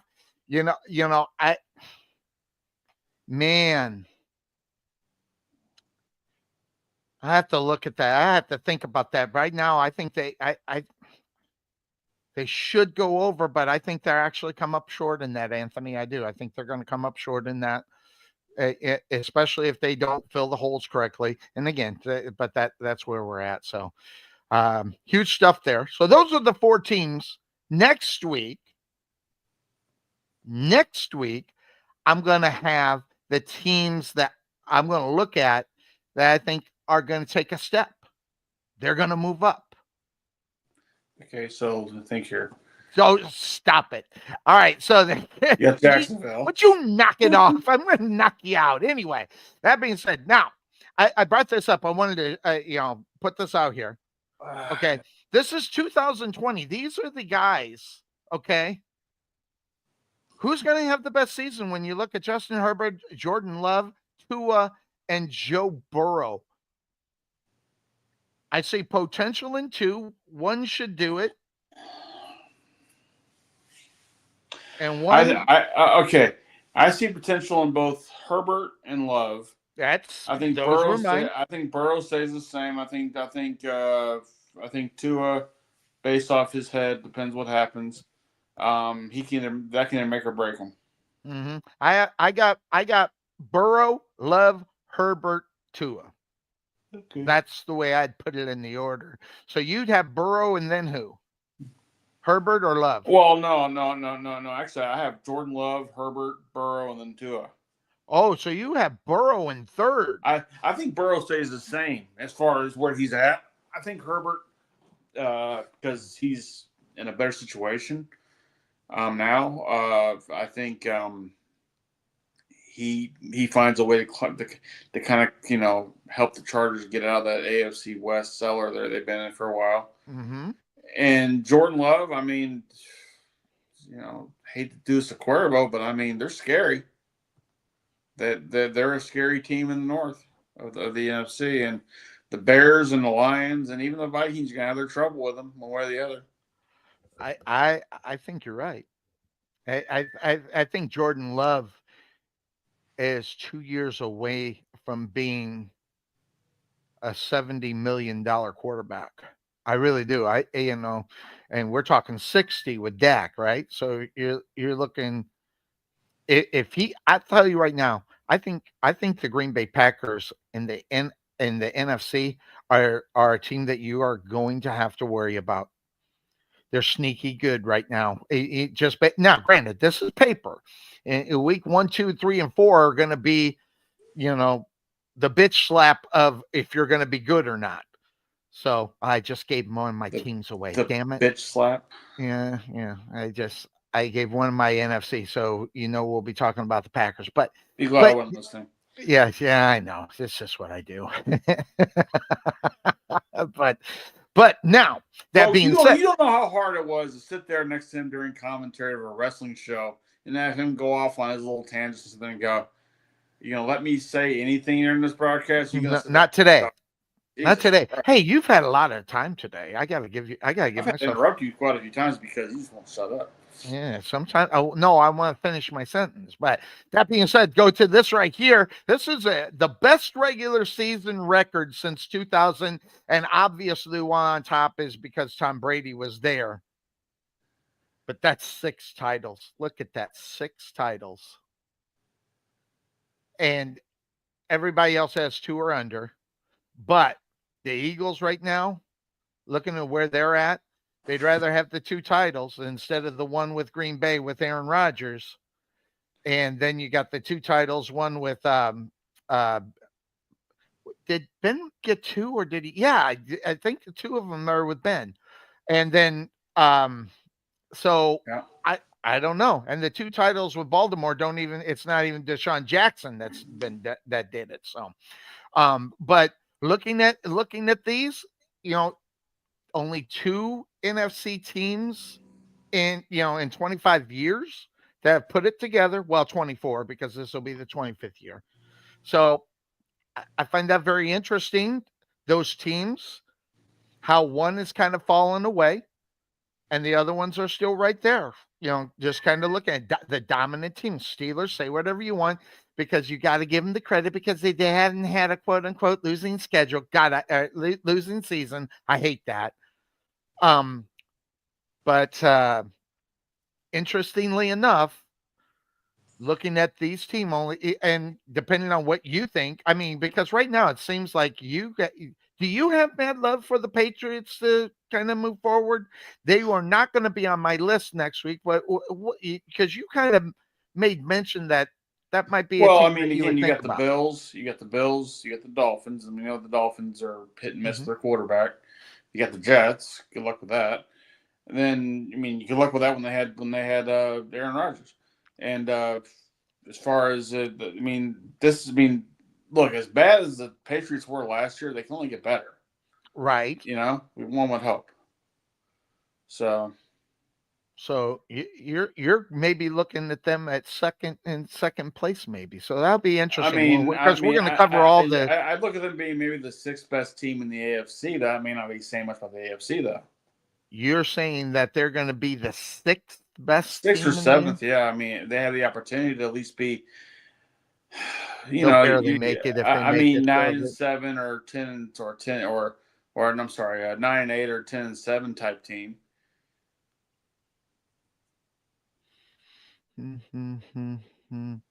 I at best they would be the 8th. That'd be the 8th seed. Maybe 8th, maybe. Hold on, no, it's not 8th seed. It'd be the 7th seed because they get the first. You get the first ones that get the bye, and then you have then you go to recycling. 6 other teams. So yeah, I think they'd be 7th at best. I don't even think they're 7. I think off the top of my head, I think I can think of at least 7 more teams in the AFC that are better than them. But that'll be real interesting. I love this. And this is one of the reasons why I like this time of the year, because we can look at what we're seeing right now and the things that we're hearing. Because let's be honest, we're not sitting there watching, what's happening in camp. Now, that being said, Tom McManus has been. That's the reason why I want him back up on the show. See what he is seeing in the training camps when he visits out there, as far as the Jaguars are concerned. So we're going to have the former linebacker, my all-time favorite Jaguar, even before we started doing the show. I just loved his grit. That's the reason why I liked him. So yeah, he hates me, but okay. I don't know. I think he actually likes you. That's what surprises me. So, all right. So I'm going to throw it. He hates me for all those off the wall questions I'd be asking him. Yeah, well, he went with it, which is which is his norm. He just probably thinks you're an idiot. So, unlike me, he's right. All right. So I'm and I'm not expecting you to get this. But if I'd be shocked. It's surprising. Do I get a trophy if I get it? No, you don't get nothing. I'll send you a shiny new dime. Okay. All right. So that being said, there are teams in the NFL. Okay. Okay.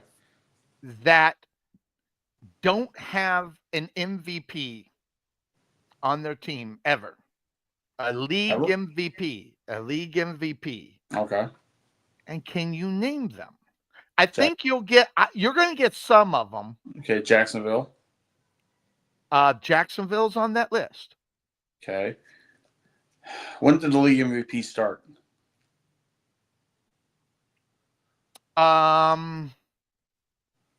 I'm not sure. I'll I'm be sure. honest with you. I'm sure Namath got one for the Jets, right? So No, I yeah, Jets is one. He's not on the MVP okay, list. The Jets are okay, not on that list. okay. That's two I've gotten. So Mm-hmm. shine up that penny, really nice, sir. Shine up Mm-hmm. really nice. Okay. And that Yeah. Okay. Let's see. No. See, the NFC North, you've had the Bears, the Packers, they've had MVPs. You've had the Vikings, had Randy Moss. You have, let's see the team that's in the line, they had Barry Sanders, so screw that. Let's see. All right, now, are we saying like teams that have been renamed don't count? Or like if I say the Commanders, that still clues in the Redskins, right? yeah, but you would be incorrect. They had one. Yeah, I knew they had one with the Redskins. I just didn't know if that if that would be the same lineage as far as the Commanders. No.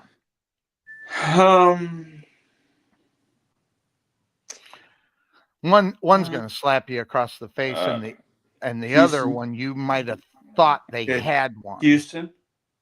Houston is on the list. They have not had the MVP. That was a good one. And Deshaun Watson had a shot to get up there too. Had the shot. Yeah, he had a shot. The Arizona Cardinals. Arizona Cardinals is the other one. You're not. I don't know if you're going to get the next one. Let's see. Yeah, I don't. Well, one of it's not fair. So I'll pull it up. It's not fair because Tom Brady was on the team. So, and he was an MVP, not for the Tampa Bay Bucks. Time out. Drew Brees was never an MVP. Say again. Drew Brees was never an MVP. Drew Brees was never the MVP. That's a good point. Wow. Because he'd be the reason why I didn't pick the Saints, because I thought he'd have gotten MVP at least 1 year. No, he did not. No, you picked them as not having them. You said the Saints, but the one that's not fair is Tampa Bay, because if you roll the Tom Brady in it, you might not have thought of it. But he never won the MVP with the Tampa Bay Buccaneers. So you did a good job. You were on it. Shine up that damn dime. You did better than I thought you would. Which I want that dime sent to me in a 20-cent stamp. Yeah, that's what it is. That's what it would be, a shiny new dime. All right. So that being said, other things that we're talking about here, and now let me find it here. Oh, all right. So we're talking quarterbacks, and I found this one, and I thought it was interesting. So I'm going to put this up here.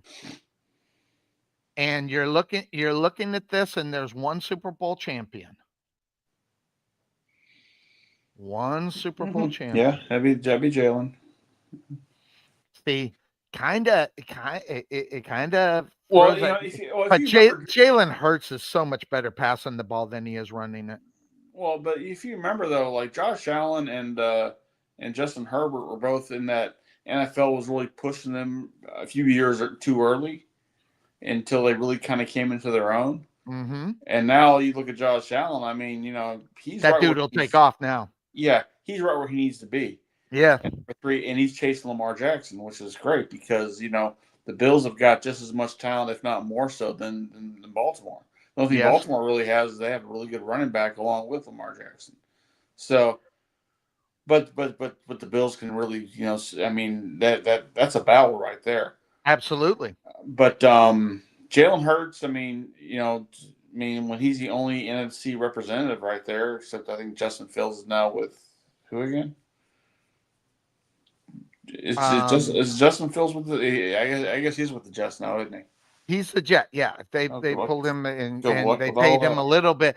I think the Jets did really well, because if you're going to get a Justin Field, then he's got the quote unquote potential, but you don't want to pay him. That's exactly what they did. They paid him $22 million, if I'm not mistaken. I think that's the right price in reality for Justin. Well, no, I don't think that's the right price. But if you're thinking they might be able to turn around a franchise, you give them the excuse and you give them the 22. So yeah, I think that's interesting. So. But and not to throw what I'm saying, because I think Josh Allen is going to win a Super Bowl. I really do, and I think Lamar Jackson is going to win a Super Bowl. I think no, so I do have a question though. How many yards has Dak Prescott thrown for the last 5 seasons? How many what? How many yards has Dak Prescott thrown for the last 5 seasons? Thrown? I don't know. I don't have that. I don't have that placard. Oh, I don't have that placard. I read that. I know it's rushing yards. Okay, my bad. Yeah, rushing. That's. I was getting back to it because we always talk. Sonny always talks about the rushing quarterback. But here's the thing. I just said it. Lamar Jackson. He's going to win the Super Bowl. I really honestly believe that, and I know Josh Allen's going to win it. So, because man, they've been sniffing it really close. But then again, so have the Ravens. That's why I think one of them, within the next 5 years, both of them are going to win a Super Bowl. They just kind of just looking at where it could go. I don't know who will be first. I don't know how the Baltimore Ravens are.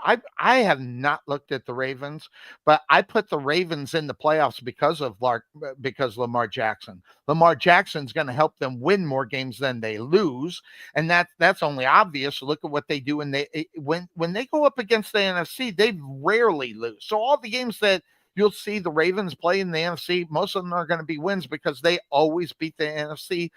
Well, that being said, Lamar Jackson beats the most of the NFC teams. I think, if I'm not mistaken, since he's been the quarterback for the Ravens, they've only lost 3 games to NFC teams. So only 3 games. So, interestingly enough, I think that's something to keep track of as far as where we'll go moving forward. So I have that one. And let me hit this. I just want to get rid of the ones that we've talked about so I don't keep looking at them over and over. Now, let me ask you a question. You have a rookie quarterback. I do. Well, let's just say your team has a rookie quarterback, and the trash talking that comes against them. Do you honestly think it's trash talk, or do you think it's with them really trying to just get in their head? Especially with a rookie. I don't know if they really hate rookies, quarterbacks, or if they're just always trying to get in their head. You always want to see how mentally tough that quarterback is. Can they withstand the non-physical part of the game, which is more the mental thing? The mental side. Because the physical part will beat them to shit. It will beat them all to hell up. I think I agree with you. But the mental part is what can break a guy completely. I mean, look at Caleb Williams. They really tried to break him down last year. Oh yeah, so bad. And a lot of times it worked. A lot of times it kind of got to him. That's where I think Shedeur Sanders is going to really not benefit if he was starting this year. Is that he's not mentally there. I mean, he's it goes back to what we talked about earlier. He's really immature. I'm sure his dad thinks otherwise, but then again, it's his dad too. I mean, he'll, in his mind, Shedeur should be in the Hall of Fame. Right. But, they don't have passed yet in the NFL. So I think, if for a rookie quarterback, that's where the veteran leadership, that's where I thought maybe, not that he was a rookie, but that's where Justin Fields could have learned a lot from Russell Wilson last year. Gotcha. And really could, and it did work for a little bit. I mean, you're right. But I know we had that big argument on this show, and me and Bryce were on the side of let Justin learn, because he's always, since he's been in the league, he's been thrown to the wolves. Right. And he got lit up in Chicago, came to Pittsburgh, and couldn't do much there either. Until then, Russell Wilson got in there and says, "Look, this is how you do this," and then just kind of led the way the rest of the way, and had a 10-7 year last year. So it wasn't like they were losing. So I mean, the thing is that a lot of these quarterbacks, especially now, some have been, have that mental toughness. The guy from Houston, tough as hell. The kid from Washington, tough as hell. But then they were winning too. That winning helps a lot. It makes everything. you could be mentally tough and lose every game, and Troy Aikman was mentally tough, but Without question. he got the shit kicked out of him his first couple years, and really that's what cost him the rest of his career, all the damn concussions that he had, and that's what's going to kill Tua too, if not literally, figuratively. So Seems like it. yeah, and the bad thing is coaches are so easily to get on the side of the quarterback and go, "It's going to be okay. You're going to be fine." And some quarterbacks unfortunately need that. Now I know they're not Jimmy G, who can get out there and just say fuck it all. We're gonna just throw it all the hell. Who gives a shit? But then you have the argument of, well, what about Kaepernick? What could he have done? What could quarterbacks like him? Kaepernick was soft at the end of the day. He was mentally he was soft, and Absolutely. that's why he couldn't handle the issues that he was dealing with. But I don't know. I mean, look, if I was a coach and I had to bring in a rookie quarterback, I want to bring a veteran presence to back him up. Maybe an Andy Dalton, who's gotten the shit kicked out of him quite a bit by the NFL, and knows what his value really truly is, but has to sell everything else to sell tickets. Right. I mean, or I bring in a guy who was a failure. Bring in a guy like Chad Pennington, who who was a big name coming out of college, but in the NFL just kind of spread everybody to death. Bring in a guy like Jake Plummer, who was a serviceable quarterback, but yet just played with a shitty team. And unfortunately couldn't turn around the Denver Broncos either. So no. Yeah. But I mean, it's one thing to bring in a winning quarterback, say this is how we won back in my day, but look who we had. You don't have that, but they could be like that, but they're not that. But don't worry about that.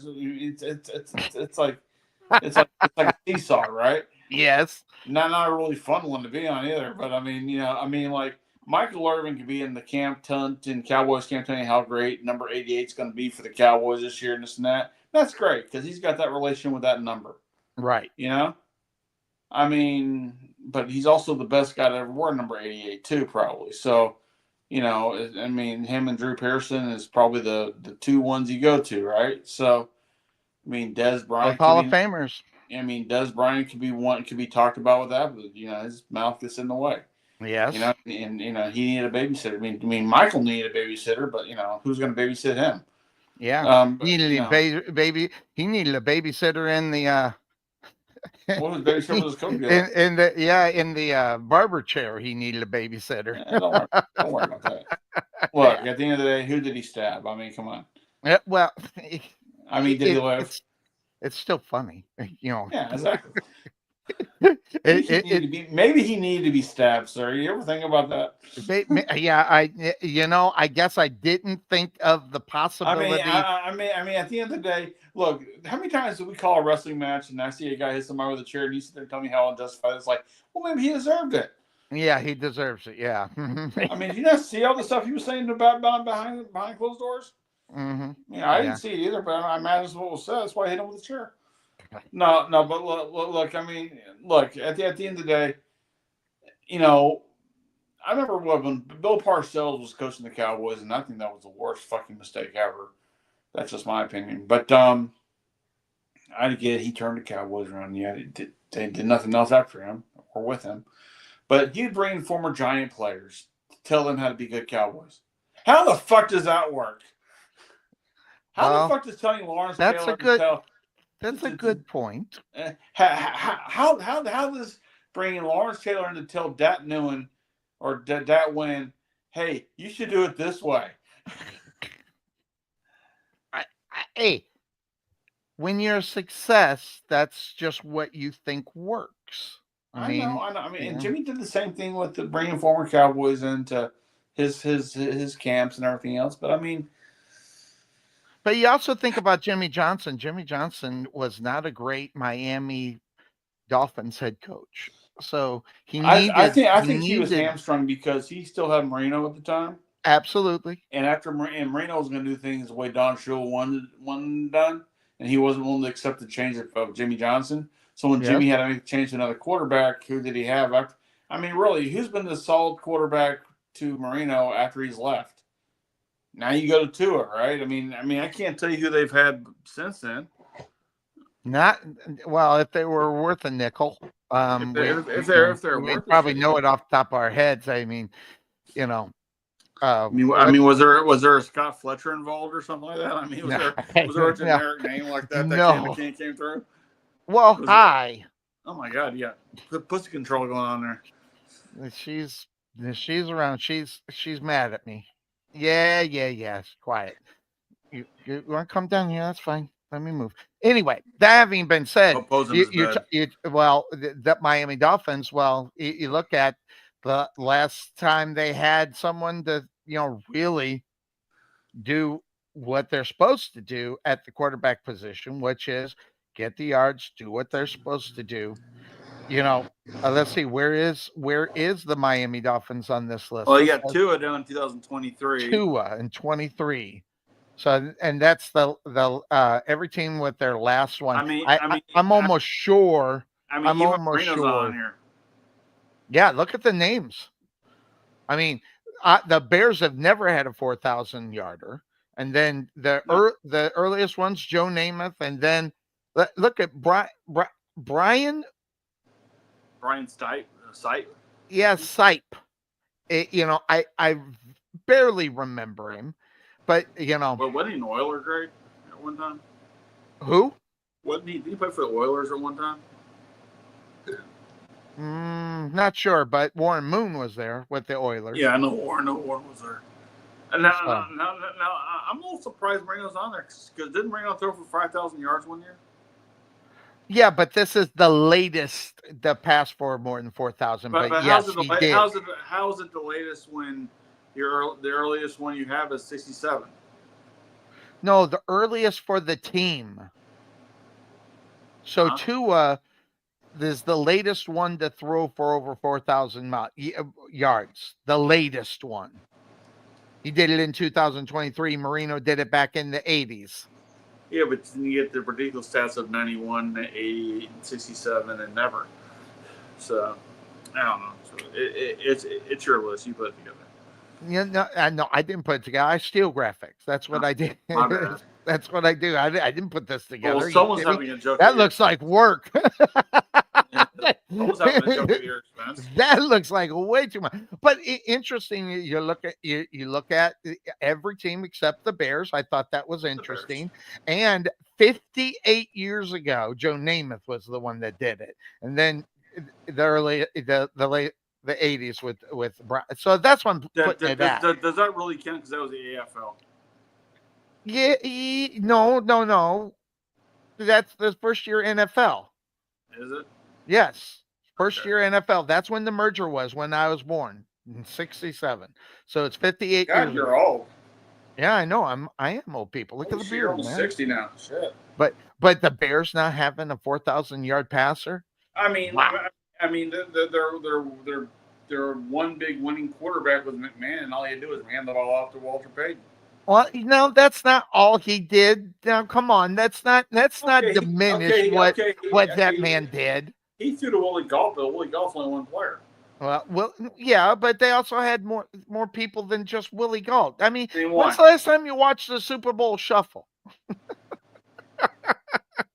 They have them all right there. 85? Yeah.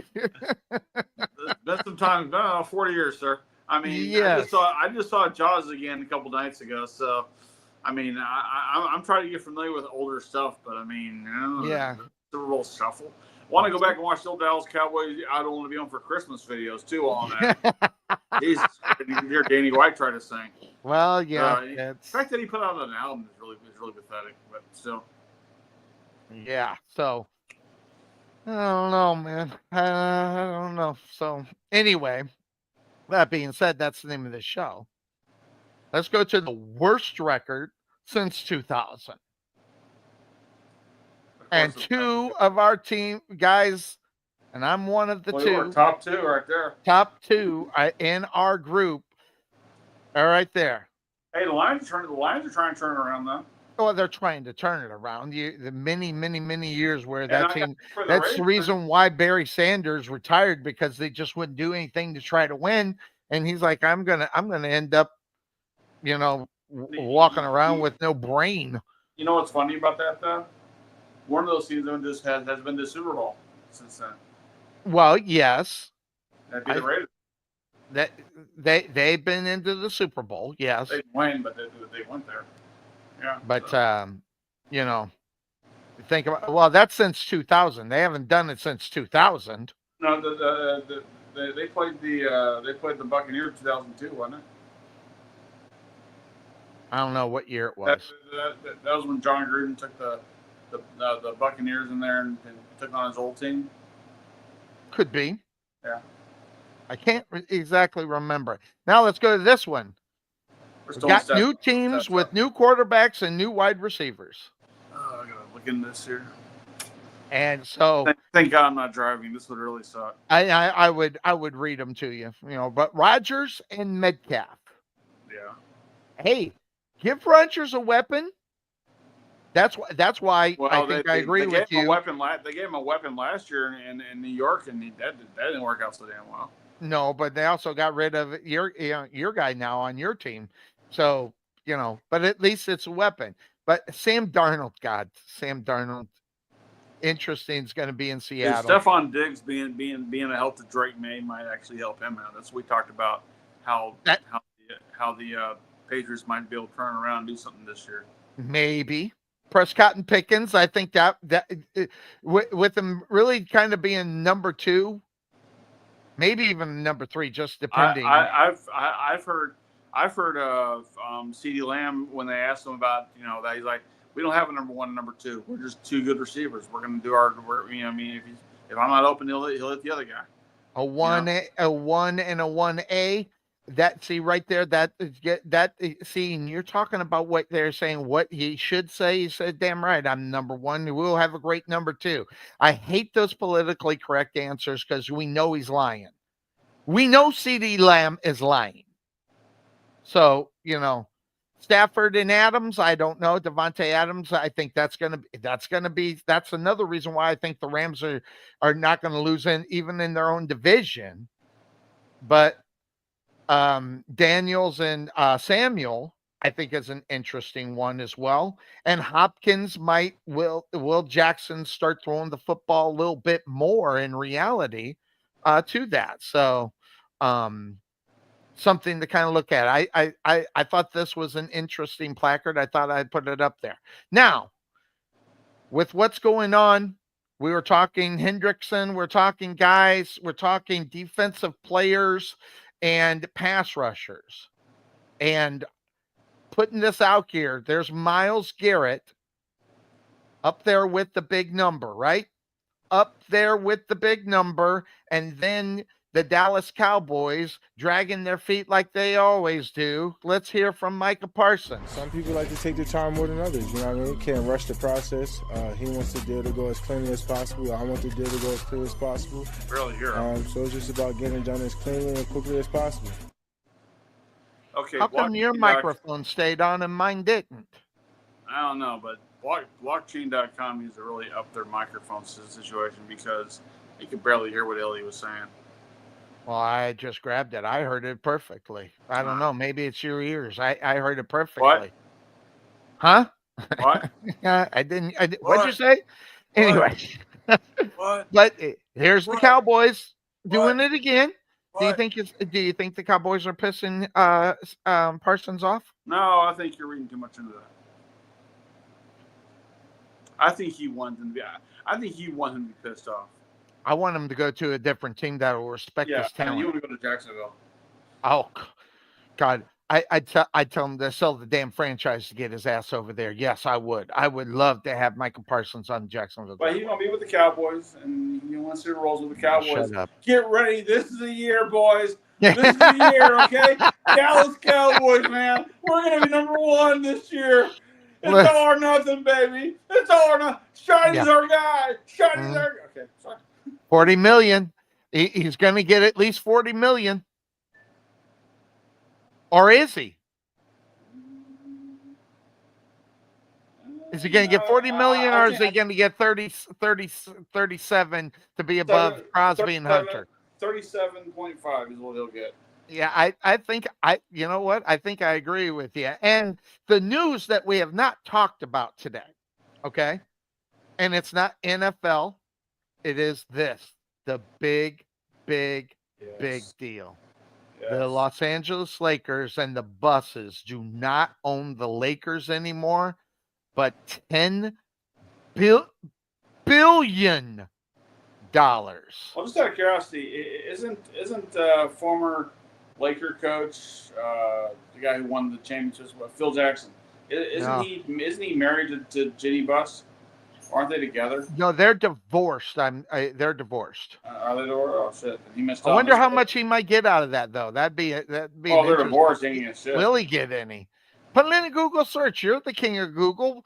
What See if he's going to get any of that that 10 billion. You want to talk about rewriting a whole, never mind, just basketball. I mean, the last equation that I was actually hearing was 9 billion for the Cowboys. Right. Which only tells you that which tells you it's 12. Yeah. Well, after this. By the way, Phil Jackson and Ginny Buss, despite a long-term relationship and engagement, ultimately ended their relationship. Oh, they never got married. No, they were together for 17 years with Jackson coaching the Lakers during their I remember. years I together, thought they got Buss married. serving as the Lakers president. Their engagement, which began in 2013, ended in December of 2016. And that's because he went to New York, remember? Can you let me finish this before you stop interrupting, okay? A joint statement cited professional obligations and geographical distance as contributing factors to the sport. Went to New York. Oh, so sad. So I think that's really I think that's a really interesting deal. I tried to get a hold of the big dog and see if he wanted to hop on and talk a little bit about the Lakers, but he never did get back with me in time. So that being said, the Lakers, the next sale, what team that could get that kind of money that would be actually really kind of in the run for that, I think is really, something to think about. Because listen, right now the NBA is unwatchable. I can't watch it. Now, that also being said, well, I mean, they're unwatchable now because the game season's over, isn't it? Who won? Was it the Pacers? Did OKC win it? OKC or see, that's how much I just know OKC and the Pacers win it. I don't know, and they went to a game 7. I don't know who won it. I didn't. Give me a second. Hold on a second. Why don't you get busy, man? I'm getting busy, motherfucker. Jesus Christ. Yeah. Oh no! Tonight is game 7. Is it tonight? Yeah, to the Pacers and the Thunder. That means one star's gonna be packed because it's got a lot of Thunder fans out there. Shit. Sunday. God damn it. Are you a pickleball guy? Huh? Are you a pickleball guy? No, I didn't know what that is. It's tennis with a wiffle ball. And I'm becoming a Savannah Bananas fan, but that's just because they're going to be moving to Disney. You're becoming a what fan? A Savannah Bananas fan. Oh, I'm not at all. Well, you can't be perfect. No, I people say I think. I mean, you like indoor football and you think it's real football. I'm looking at not so real baseball. Dude, they had John Cena throw out the first pitch, and the fact that John Cena wasn't even there and they acted like he was there was great. Okay. Because you can't see John Cena. Yeah, I get it. I get.